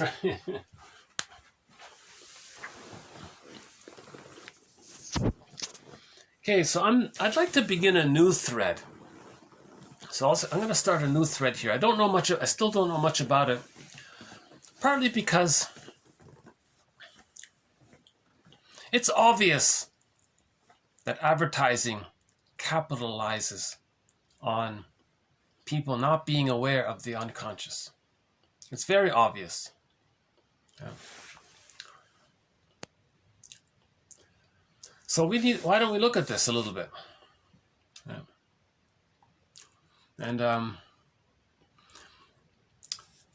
And I noticed there's some kind of board game where somebody compiled hundreds of jingles and slogans from the advertising world. I thought maybe in the future I'll dig it out, I'll look for it and try to link it to which wish and which defense mechanism they're related to. So this next batch of quotes comes from a book called The Unconscious for Sale. The Unconscious for Sale. And he talks about the psychology of advertising. So in other words, we can learn about ourselves if we study the psychology of advertising. If we study the psychology of eating, emotional eating, we can learn about ourselves. If we study about the psychology of prejudice, religion, and so on, we can learn about ourselves. So this is just another thread, pathway to learn about ourselves. So why don't we begin here? So this is, this first part here talks about displacement being a key feature. Okay. The psychoanalytic theory of displacement is closely linked to the economic hypothesis that states that the quanta of psychic energy, okay, so life force energy. Remember, life force is always looking for the mother, a connection, right? Life force is object seeking. So the baby's first object is the breast, the mother. Okay? So our life energy is looking for the connection to the mother. Again, displacement is linked with the hypothesis that, which says that the quanta, the amount of emotional, life force, psychological inner energy, okay? Inner energy connected with a representation, okay? Self-representation, representation of the breast, whatever it represents, okay? So your energy connected to something can eventually become separated from it and then travel along associative pathways toward another representation. You see? Okay, that's called displacement. Your emotions about one thing can get displaced and put onto another thing. And then the life force becomes attached to this second representation in an equivalent, or rather we should say a substitutive manner. And I should say substitutive manner. Okay, a substitute. All right. In other words, the chocolate cookie is not mother's milk, but they may want you to make that link that the chocolate cookie is mother's milk, that kind of thing. So that's called displacement, where you displace, you wrongly place, you falsely displace. It's in the wrong place. It's displacement. Wrong. It's in the wrong place, right? It's called displacement. Now this phenomena, as can be demonstrated, frequently occurs in the case of dreams where the object, the other, is vested with power, is seen to be represented by one of its associative representations. Okay? So maybe you love Julie, but you have a dream about Janet. And you think all of the emotions are on Janet, but really you love Julie, but you don't see it. It got transferred onto Janet. You see, so that it's displaced because it's safer to do so. Right? Because it's too painful to keep the emotions on the original object. So we displace it or project it onto another one, right? Similarly, in everyday life, we often attribute to representations a quantum of energy that does not actually belong to them. Okay? You see? Representations that are really only substitutes for profoundly vested objects. You see? So we have a lot of energy within about how we feel angry at the rejecting mother. There's a lot of energy in this inner relationship between the self and the other, and there's a lot of anger there. Now this can get displaced. So if we identify with the aggressor, we displace our self-representation onto another person, and then we displace our anger towards ourselves onto the other. So that's called displacement, or transference, or projection, these kinds of things. So we see it in dreams all the time. You see, in dreams, you wake up, you had a dream, you dreamt about some trivial little thing. Why was it given so much emotion? Okay, you get it. Because that person or thing in the dream that has a lot of emotion is a safe link to something that you can't face yet. You see, this is the psyche's innate drive toward healing. So there's the positive intention. There's this constant push to make us conscious. So it links to something that's safe, so that then you can then look at what is it linked to. So we're looking for links like that, right? That's why we have to be our own existential detective, you see.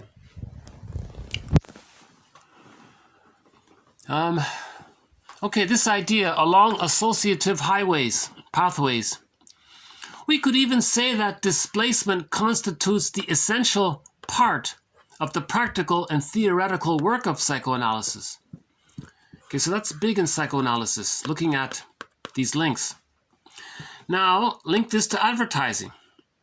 The advertising message uses and capitalizes on this phenomenon of displacement to direct your attention to something else.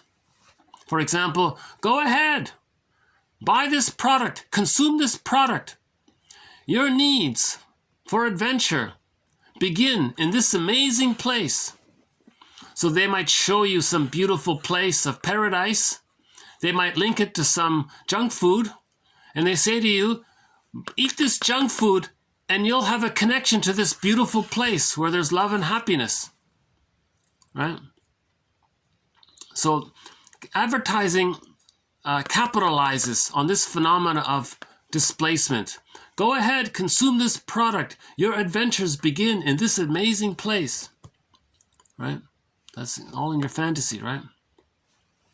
It can be said that there is no advertising without displacement. So he's really emphasizing this point. There can be no advertising without displacement. You have a need for this? He talks a lot, in this book he talked a lot about beer commercials. People have a need for friendship and community, and so a lot of beer commercials show scenes of people being friends. And because people have a need for friendship, so they link it to the beer. So people think, well, if I buy this beer, I think I'm connected to the world. I'm acknowledging my need for friendship. Maybe I have a friend because they're reminded of the commercial.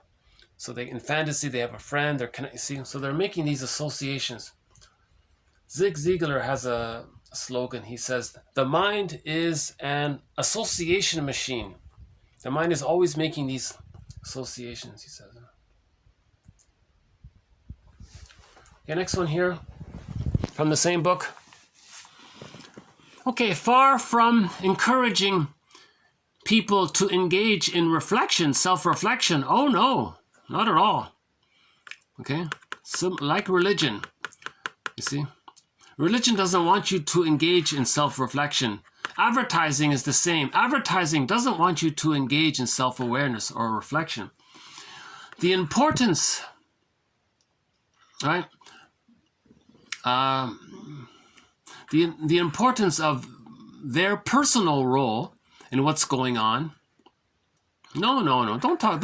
That's again self-awareness. Don't look at your feelings and needs. Don't be aware of that. The advertisement encourages people to make use of their most common psychological defenses. So there's the key idea. There's one of the main key ideas here. The advertisement wants you to use your defense mechanisms. So some of these defense mechanisms, the fantasy bond to the goddess, right? So the baby can milk. The advertisement will replay that. Hey, have a fantasy bond. If you buy this product, you'll have blissful relations with a beautiful woman or something. Those kinds of things. They're not trying to make you conscious that you're using fantasy. They want you to just engage in the fantasy. They want to coax you to use the fantasy and then link it and displace your emotionality to the product and make that association. The mind is an association machine. Advertising is all about making these associations, right? Transferring your feelings in one area to another area where it doesn't belong. Your need for love doesn't belong on junk food, but that's what they want you to do. Yeah. So that's why that's called critical thinking skills. Does my unmet needs for love, does it deserve my attention on this junk food? Does it merit it? Does the junk food really heal my unmet needs for love from babyhood time? Does it really work? No. The junk food just tricks the brain to send you serotonin. The sugar, fat, and salt triggers the mammalian brain to send the person serotonin. It's just a trick. So it doesn't merit the conclusion that the junk food will make up for the love that you didn't get as a baby. Nothing in the present can, but they don't want you to be aware of that. The advertisement does not want you to be aware of that. They want you to still have that fantasy that it can be met. See? The idea is to mourn the loss of not getting it. Then we heal. They don't want you to heal. They want you to keep on using the defense mechanism. They want you to stay stuck, like Sisyphus, in the traumatic script, because then they can capitalize on that to make you associate the use of your script to products. Because remember, the script makes you feel better in the moment. Again, do you just want to feel better in the moment, or do you want to get better? Advertisements do not want you to get better. They just want you to feel better in the moment. Right? Advertisements offer people a message whose structure is modeled on such such mental habits, defense mechanisms as projection, displacement, identification, repression, and the list goes on, denial, condensation, and the list goes on. Okay? An impression of ease, finally authored, okay, so make things easy in the end, or at least one of unconscious permitted emerges. Okay? So the person already uses defense mechanisms. Think about these ads that are prejudiced with the us and them mentality. Right? If a lot of people already use splitting already, the ads may show the splitting. This good, this bad. The person already uses splitting. So the ad will capitalize on what the person is already using. So the advertisement can be viewed as a mirror to recognize something like splitting and projection and so on. So we can use these advertisements as teaching aids to make us aware of psychology, to make us aware of our defense mechanisms. That's what he's saying here. So the defense mechanisms we use make us feel good in the moment, right? A person with a narcissistic pattern, they always put others down because the mother put them down. They identify with her, the mother put them down, they then do to others what the mother did to them to communicate what was done to them. So there's a structure, advertising structure.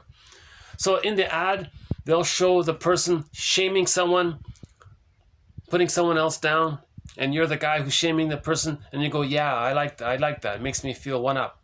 So they capitalize on the very thing that you're still doing. That's the idea, I think. Okay, the ad. Okay, so for 30 or 60 seconds, or for whatever it is now, we are the heroes. Okay, one up, famous, magically able to do anything, right? Something that's bothering you, well, we fixed it. We're the child magician. Okay, so the child magician. So there's a new phrase here. So we've been using all along infantile megalomania, primary narcissism, and taking refuge in the grandiose part self. Now we can add an omnipotence of thought as well. Now we can add the child magician. Okay? The child thinks everything is about them, that they're a little god. Right? All babies think they're little gods. That's the theory. In the womb, everything is there to serve them. They're like a little god. They don't even have to think or make the request that they have a need. It just gets met automatically because they're a god, magical thinking. Now, up until the age of 18 months, this continues. It's called omnipotence of thought and omnipotence of gesture.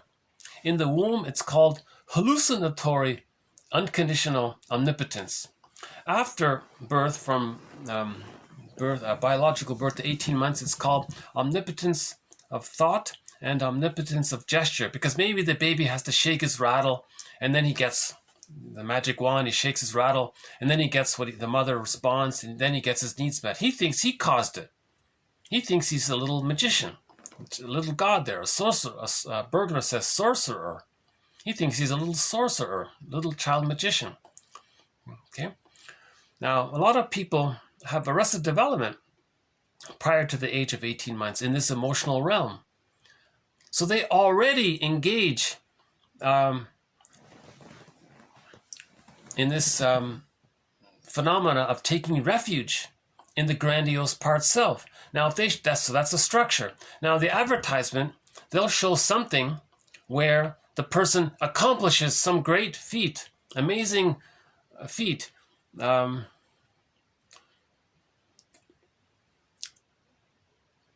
Actually, I just saw one the other day.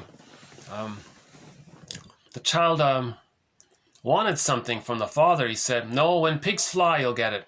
So the little kid, who was a little magician, he invented some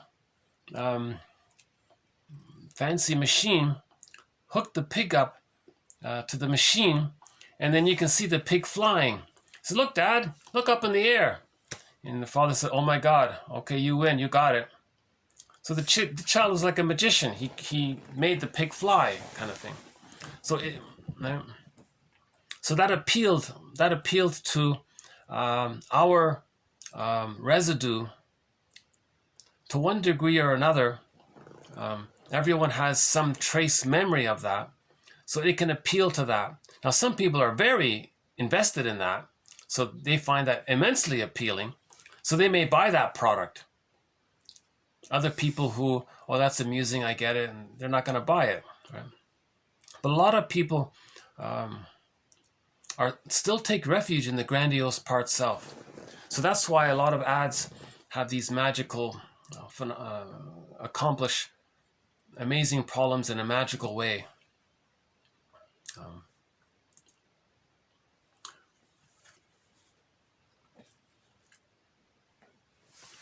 Okay, one more here. Unlike the narrator of myth, unlike the storyteller, unlike the psychotherapist, okay, the advertiser or the religious speaker, same thing, religious speaker or advertiser, pretty much the same thing. Okay, they refuse any kind of self-exploration. They refuse the second journey. Okay, they refuse psychoanalysis. Okay, they refuse the second journey. Okay, they refuse these things. Okay, they refuse any elaboration that would show the ambivalence of things, because that would bring up anxiety. We reject ambivalence. Okay, splitting allows the person to reject ambivalence. Okay, and to accept ambivalence means to accept the idea that the mother was partly loving and partly frustrating. But the baby can only accept the idea that the mother is both loving and frustrating is if the mother is more loving than frustrating. If the mother is more frustrating than loving, he can't accept the ambivalence. Then he uses splitting. See? So splitting is a defense mechanism against accepting the ambivalence. The ambivalence is the truth, the reality. The reality is that the mother is partly loving and partly frustrating. That's the reality. No mother's a perfect goddess. No mother's a total demon. Right? She's in the middle. She's loving and frustrating. Now the baby can accept this reality. This is called ambivalence. Two sides. He can hold the two sides. The coin holds the two sides. Right?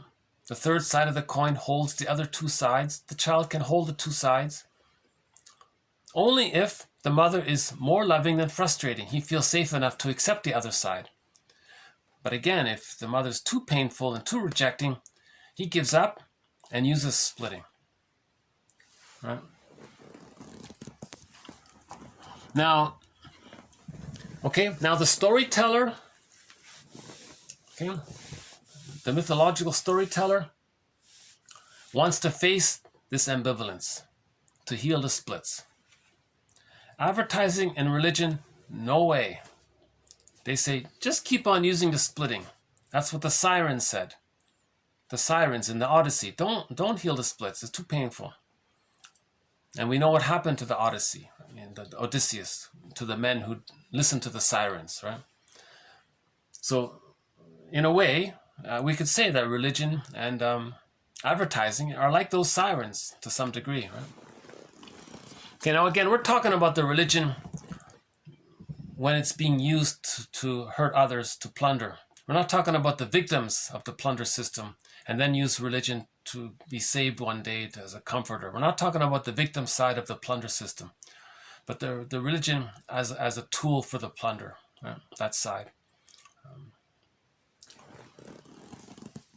So there's two sides there about that. Okay,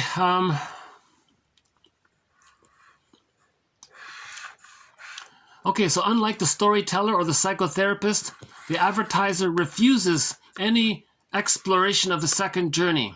They refuse healing. The advertiser doesn't want you to heal. The advertiser doesn't want you to heal. If you're healed, you're not going to buy the junk food. Only lonely people are going to buy the junk food, right? Healthy people don't buy junk food. The advertiser can't sell the junk food if you're healthy. So they want you to stay unhealthy. That's why there's no exploration of psychological healing in the ad. Right? Because any elaboration of of what the person really needs is going to bring up too many feelings. Once a problem is evoked, okay, what they do is they may touch on the problem, but then it's magically reabsorbed. And that's why we're drawn to the ad, because in the very beginning of the ad, they'll announce a problem. They'll just touch on it.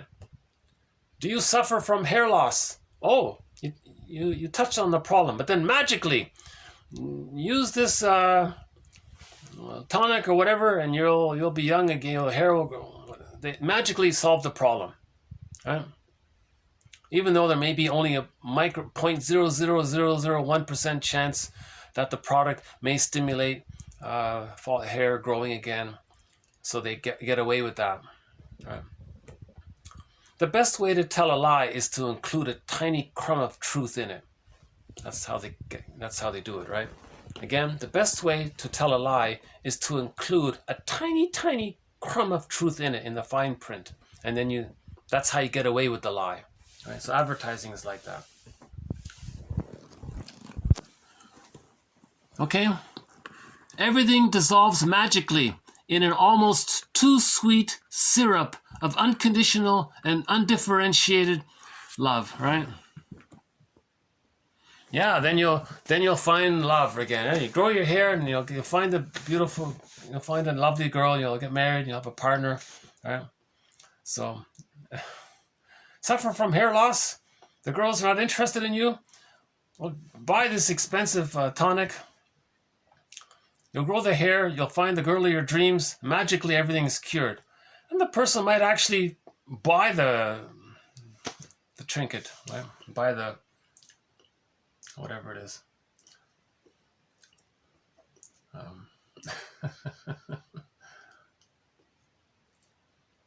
They don't tell you why the hair loss occurred, what the hair loss is a symptom of. They don't want you to explore that, or you get the idea, right?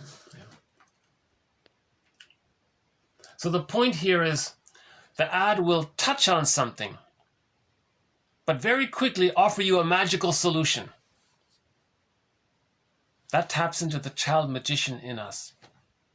And everybody still has that. Now, under stress, we can regress to that, right? Under stress, we regress to that. Right? If a person's feeling stress, they may take immense comfort in watching a superhero story. Yeah.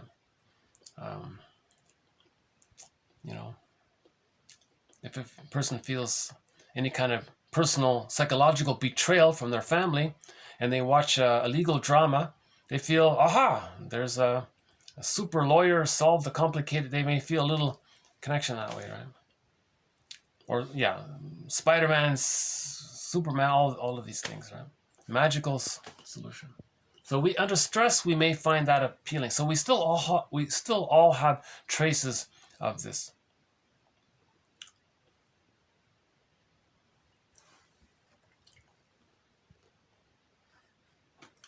Another way of putting it is, advertising is in the realm of the interpretations that stifle. They shut off discourse. They do not want you to have discourse. Advertisements do not want you to have discourse, self-reflection. Okay? They do not want to reveal. Okay? So he compares advertising as interpretations that stifle as opposed to interpretations that reveal. If an interpretation reveals, then you're moving towards healing and integration. They do the opposite. Okay, just like, so so let me just clarify about the religious connection. The theory is that for 150,000 years, almost all babies got a secure attachment style. That means they developed a tolerant personality. That's normal, natural, healthy development. I'm okay, you're okay. Humans are put on this planet to cooperate, not to compete. Right? There may be some little things, nothing major. Well, and then 10,000 years ago, we discovered farming and agriculture and all that. Our brain habituated to a new, very high level of serotonin expectation. Again, when we get food, we feel safe. When we feel safe, the mammalian part of the brain sends the person the feel-good chemical called serotonin. And we're habituated to it. We have a neural network around it. Now, what if there's a weather problem? People panicked. So now they wanted, that was the birth of the plunder. Now, how do you plunder? You need a pool of poorly paid workers, they said. But how are you going to create that? No one's going to do harmful things to others to impose that. They said, well, we got to, but they're in a panic. They were confused. They lacked self-knowledge. They lacked self-reflection. It was too stimulating to get this. So they got the idea. If we traumatize the babies, they call suffer the children, then they'll be very angry. They'll identify with the aggressor, and they'll want to do to others what was done to them. That leads to the prejudiced personality.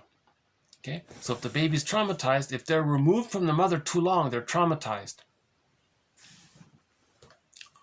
Okay? So they developed a structure where they lose the true self, identify with the aggressor. The aggressor has to be seen as okay. They're not okay. But they see they're not being okay onto others. Then they say that they're okay and others are not okay. That's the prejudiced personality. So they invented the prejudice, they created the prejudiced personality out of the panic to plunder, right? To get the serotonin that they're so used to. Okay, they don't really need all that. But anyways, well, maybe if the brain adjusted, maybe they think they need it. So that's a big question mark around that, right? How do we adjust our brains so that we can be happy with a little bit less serotonin or something? Anyways, I'm getting off topic here. So I haven't gone down. That's another road to go down. I don't know anything about this brain chemistry business, but anyways, the theory is humans got a huge burst in serotonin to their brains. They got used to it. It's called habituation, like a habit. Then there were weather problems. Then if they don't get what they got that led to the serotonin, they would feel immense stress. Out of that stress, they panicked, so they wanted to get more land and so on. So they pillage.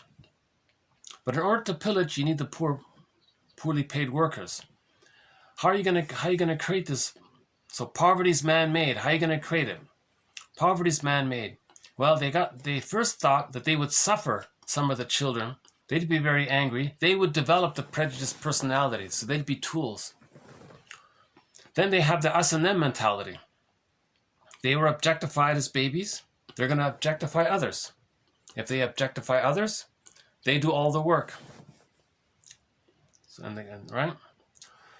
And then, but this is not natural.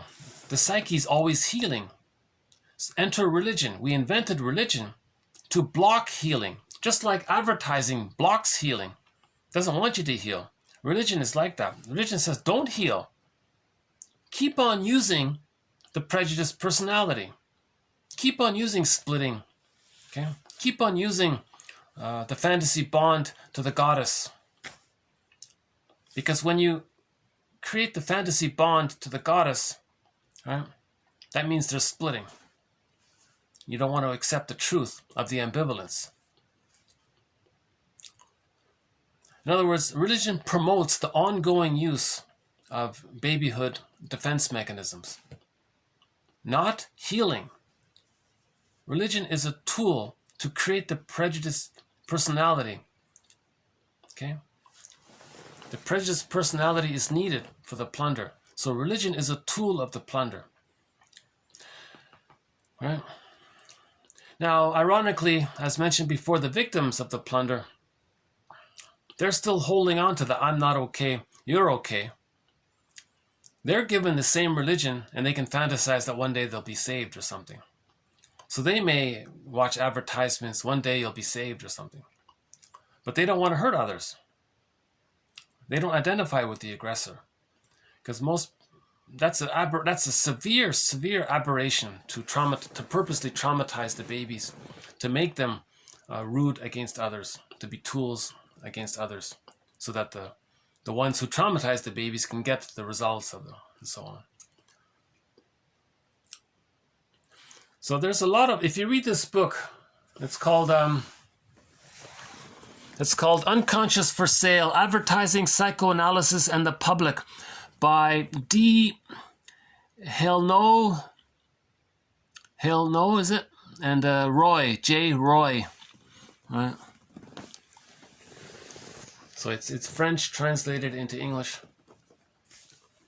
They talk a lot about the similarity between religion and advertising, how they both capitalize on defense mechanisms and encourage the ongoing use of babyhood defense mechanisms, not healing.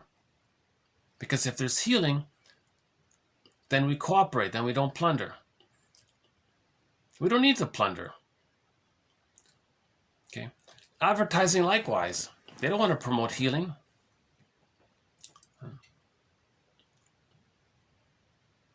Advertising is related to the plunder. They get the quick, easy money.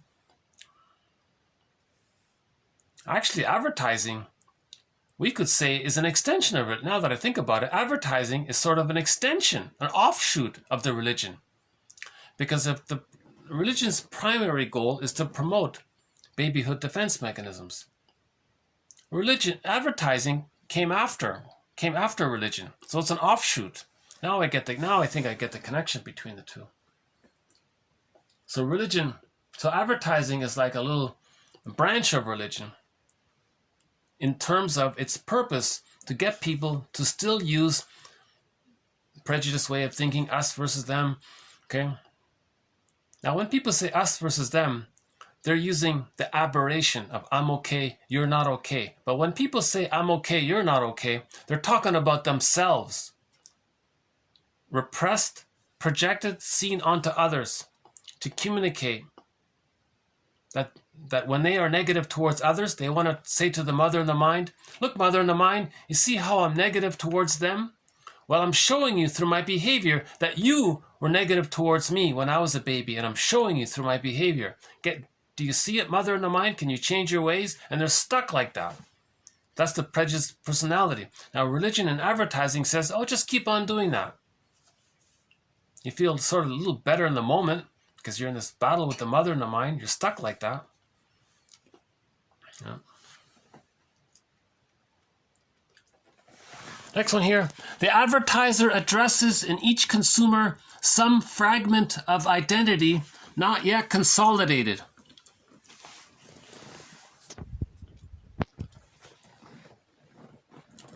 A fragment of identity not yet integrated. It's disowned. A part of yourself that's repressed and disowned. You're not aware of it. They're going to acknowledge it. Oh, because we're seeking healing. So they're going to acknowledge that. But then immediately, as quick as lightning, they're going to bait and switch. They're going to show you a product that offers a magical solution.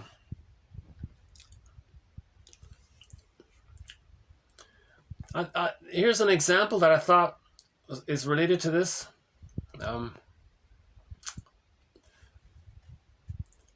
This was just on the radio. I heard this on the radio. Okay. With the new ad slogan, quote, "At Speedy, you're a somebody," sales went up a whopping 30% in the first 6 months alone. And I thought, yeah, that's a great ad. That's a great ad slogan in terms of its purpose. It taps into two things. You're a somebody.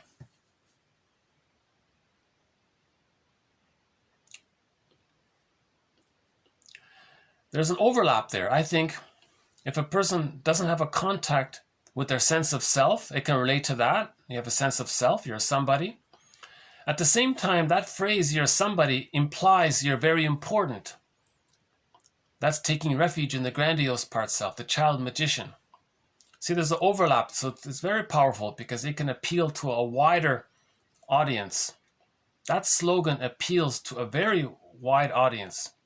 Anyone who wants to feel a connection to themselves, have an identity, you're a somebody, an identity in general, or somebody in the sense of you're a somebody, you're very important. Yeah? So, and that's why very quickly, within 6 months, sales went up 30%, they said, for this product. I'm sure the product is just, I don't know. You know, the product, if it's just better than the competitor by just 0.0001%, see, they can get away with it if it's a little better. Right? Or if the service is better by just 0.00, just even like a little, they can sort of get away with it like that. Right? But that's a great jingle, right? Buy this, you know, buy this cookie, and you'll feel loved or something. And you can make the argument, well, when you were a child, the mother gave the children cookies. It can remind you of the mother. So there's a little truth in that. That's all they're looking for, just the little truth. Again, the mind is an association machine, they said. We're always making these associations.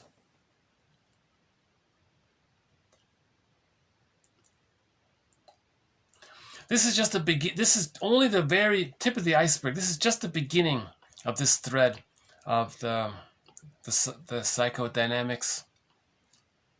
Let's call this thread the unconscious for sale. Now, okay, let's call this thread, let's name it after this book, The Unconscious for Sale. Okay.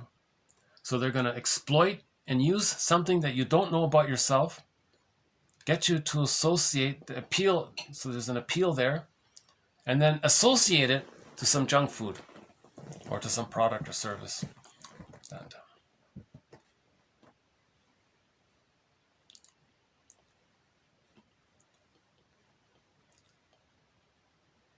I mean, obviously, another argument on is that you can't really do psychotherapy in a 1 minute ad.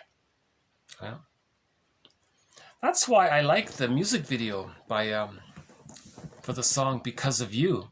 It is a psychotherapeutic music video. It's 3 minutes long, okay, but I found that a very therapeutic idea about that music video. That has won a Golden Windmills of the Award, by the way. The music video for the song "Because of You," sung by Kelly Clarkson. We recently played her singing Boston's "More Than a Feeling," Kelly Clarkson. That music video is excellent. Actually, in the last video, the one before this, I sort of did a variation of that. I presented a variation of that music video in the one, in the video that ends in TQ.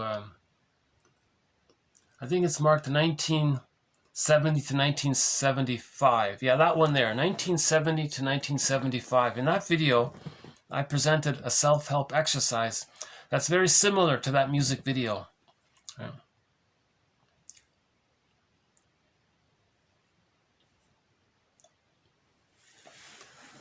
Okay, I guess I'll start to wind down here. So yeah, we'll add more quotes to this one.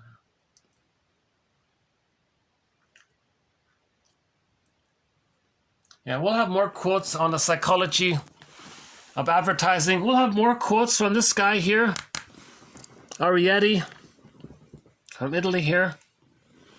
He did write a lot of books, I notice. So he's quite a prolific author. And okay, let's end up with a song. Here's a song that I like. I just came across it. Just discovered it the other day. It's called Snow Mountain for Bamboo Flute and Twin Reed Horn. Snow Mountain for the bamboo flute and the twin reed horn. Right? So the bamboo flute is called it's either the dizzy or the diza. Okay, so this is a traditional musical instrument called a diza, I think it is, and the horn one, it's called a suona. Okay, so the song is called Snow Mountain for diza, suona, and orchestra. Very nice song here.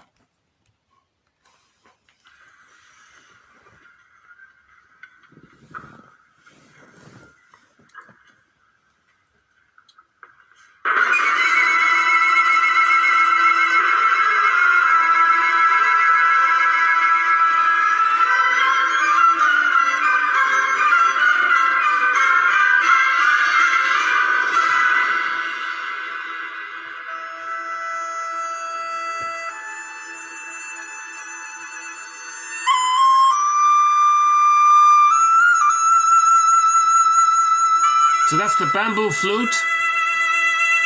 And this is the suona, the twin reed horn.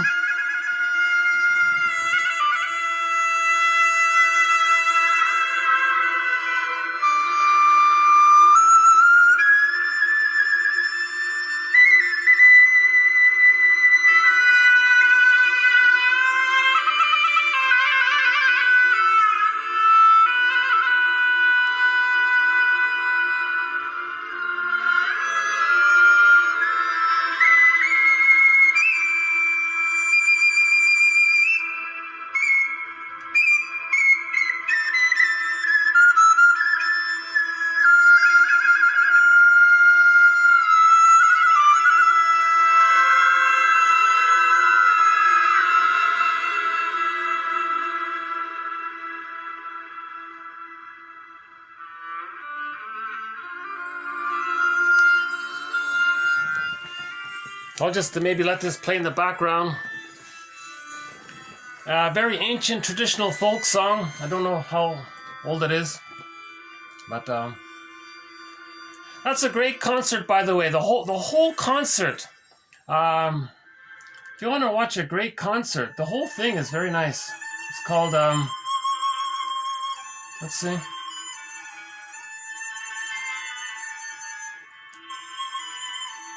Okay, it's called Special Concert by China National Traditional Orchestra celebrating Chinese New Year.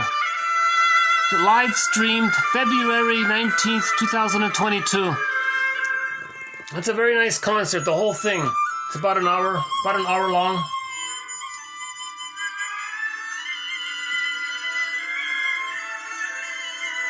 I want to expand my horizons. And we have, I love this. I love the musical soundtrack to 1001 Windmills of the Mind, and now we're adding another great song here. Snow Mountain for the bamboo flute and the twin reed horn.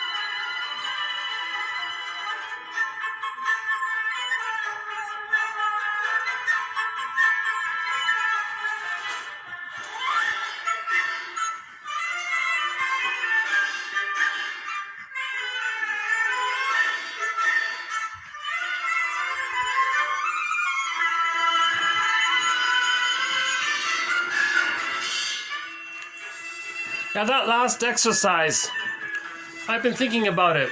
The one in the TQ 1970 to 1975. I think it's a good exercise. I highly recommend that one.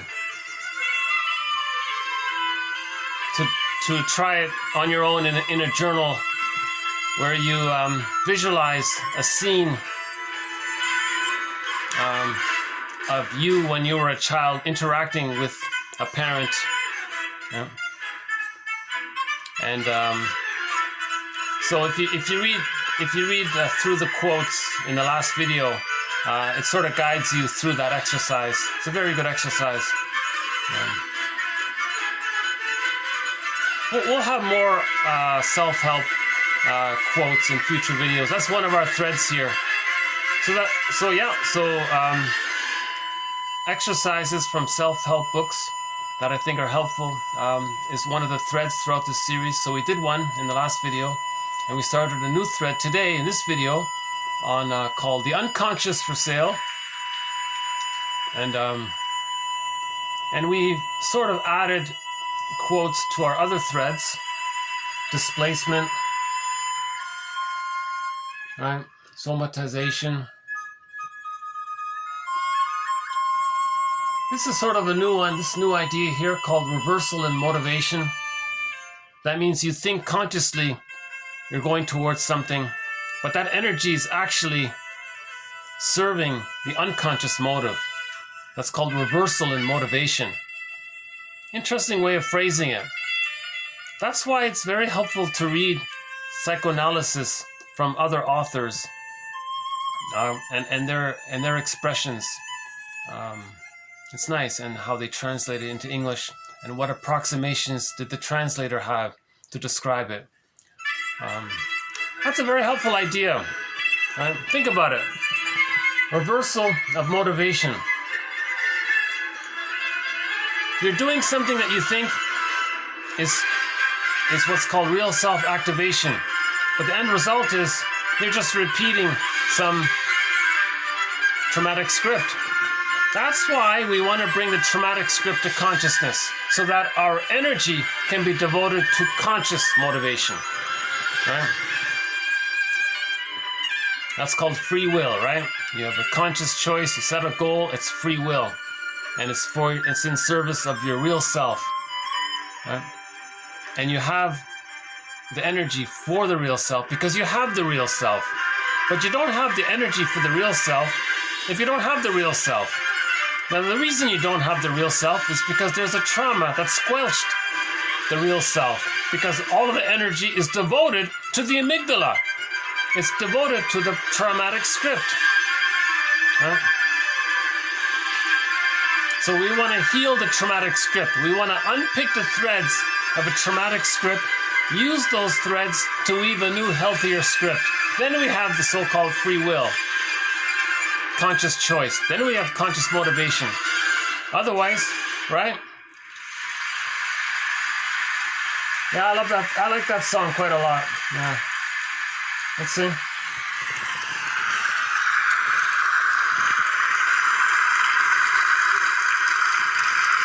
See that conductor? He's a baldy. Okay. And this next song is also quite good. Let's see, what is it again? Hold on a sec.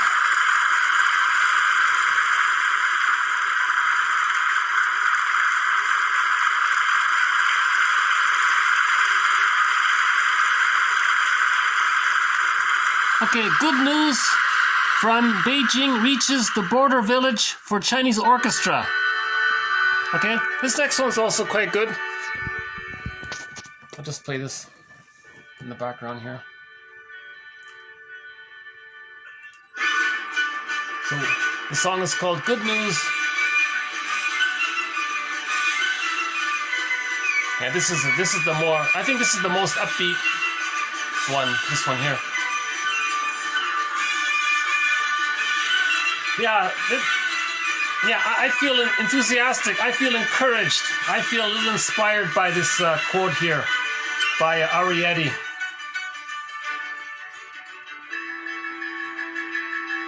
Does your actions really serve your conscious choice? Or does your actions unknowingly serve an unconscious motivation to repeat the traumatic script? Again, Bergler's metaphor for the traumatic script, his metaphor is that every neurotic carries a music record, like a vinyl disc record. But he only has one record.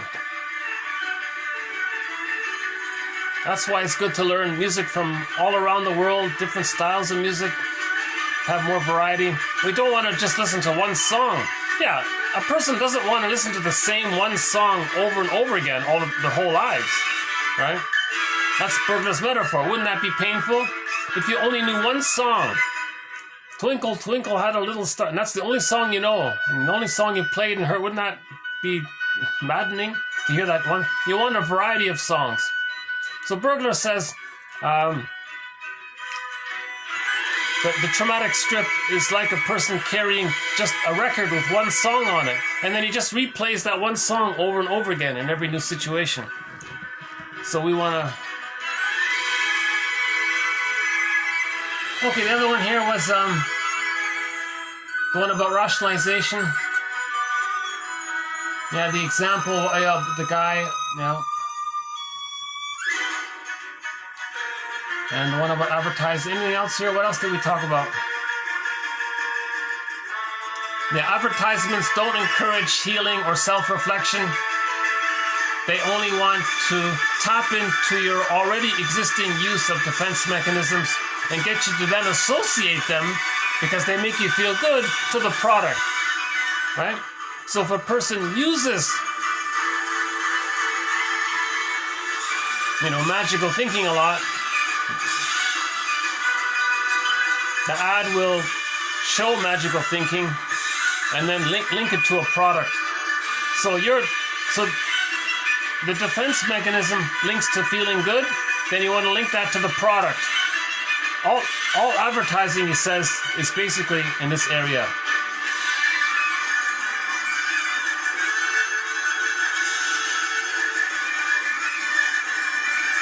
One about the identity.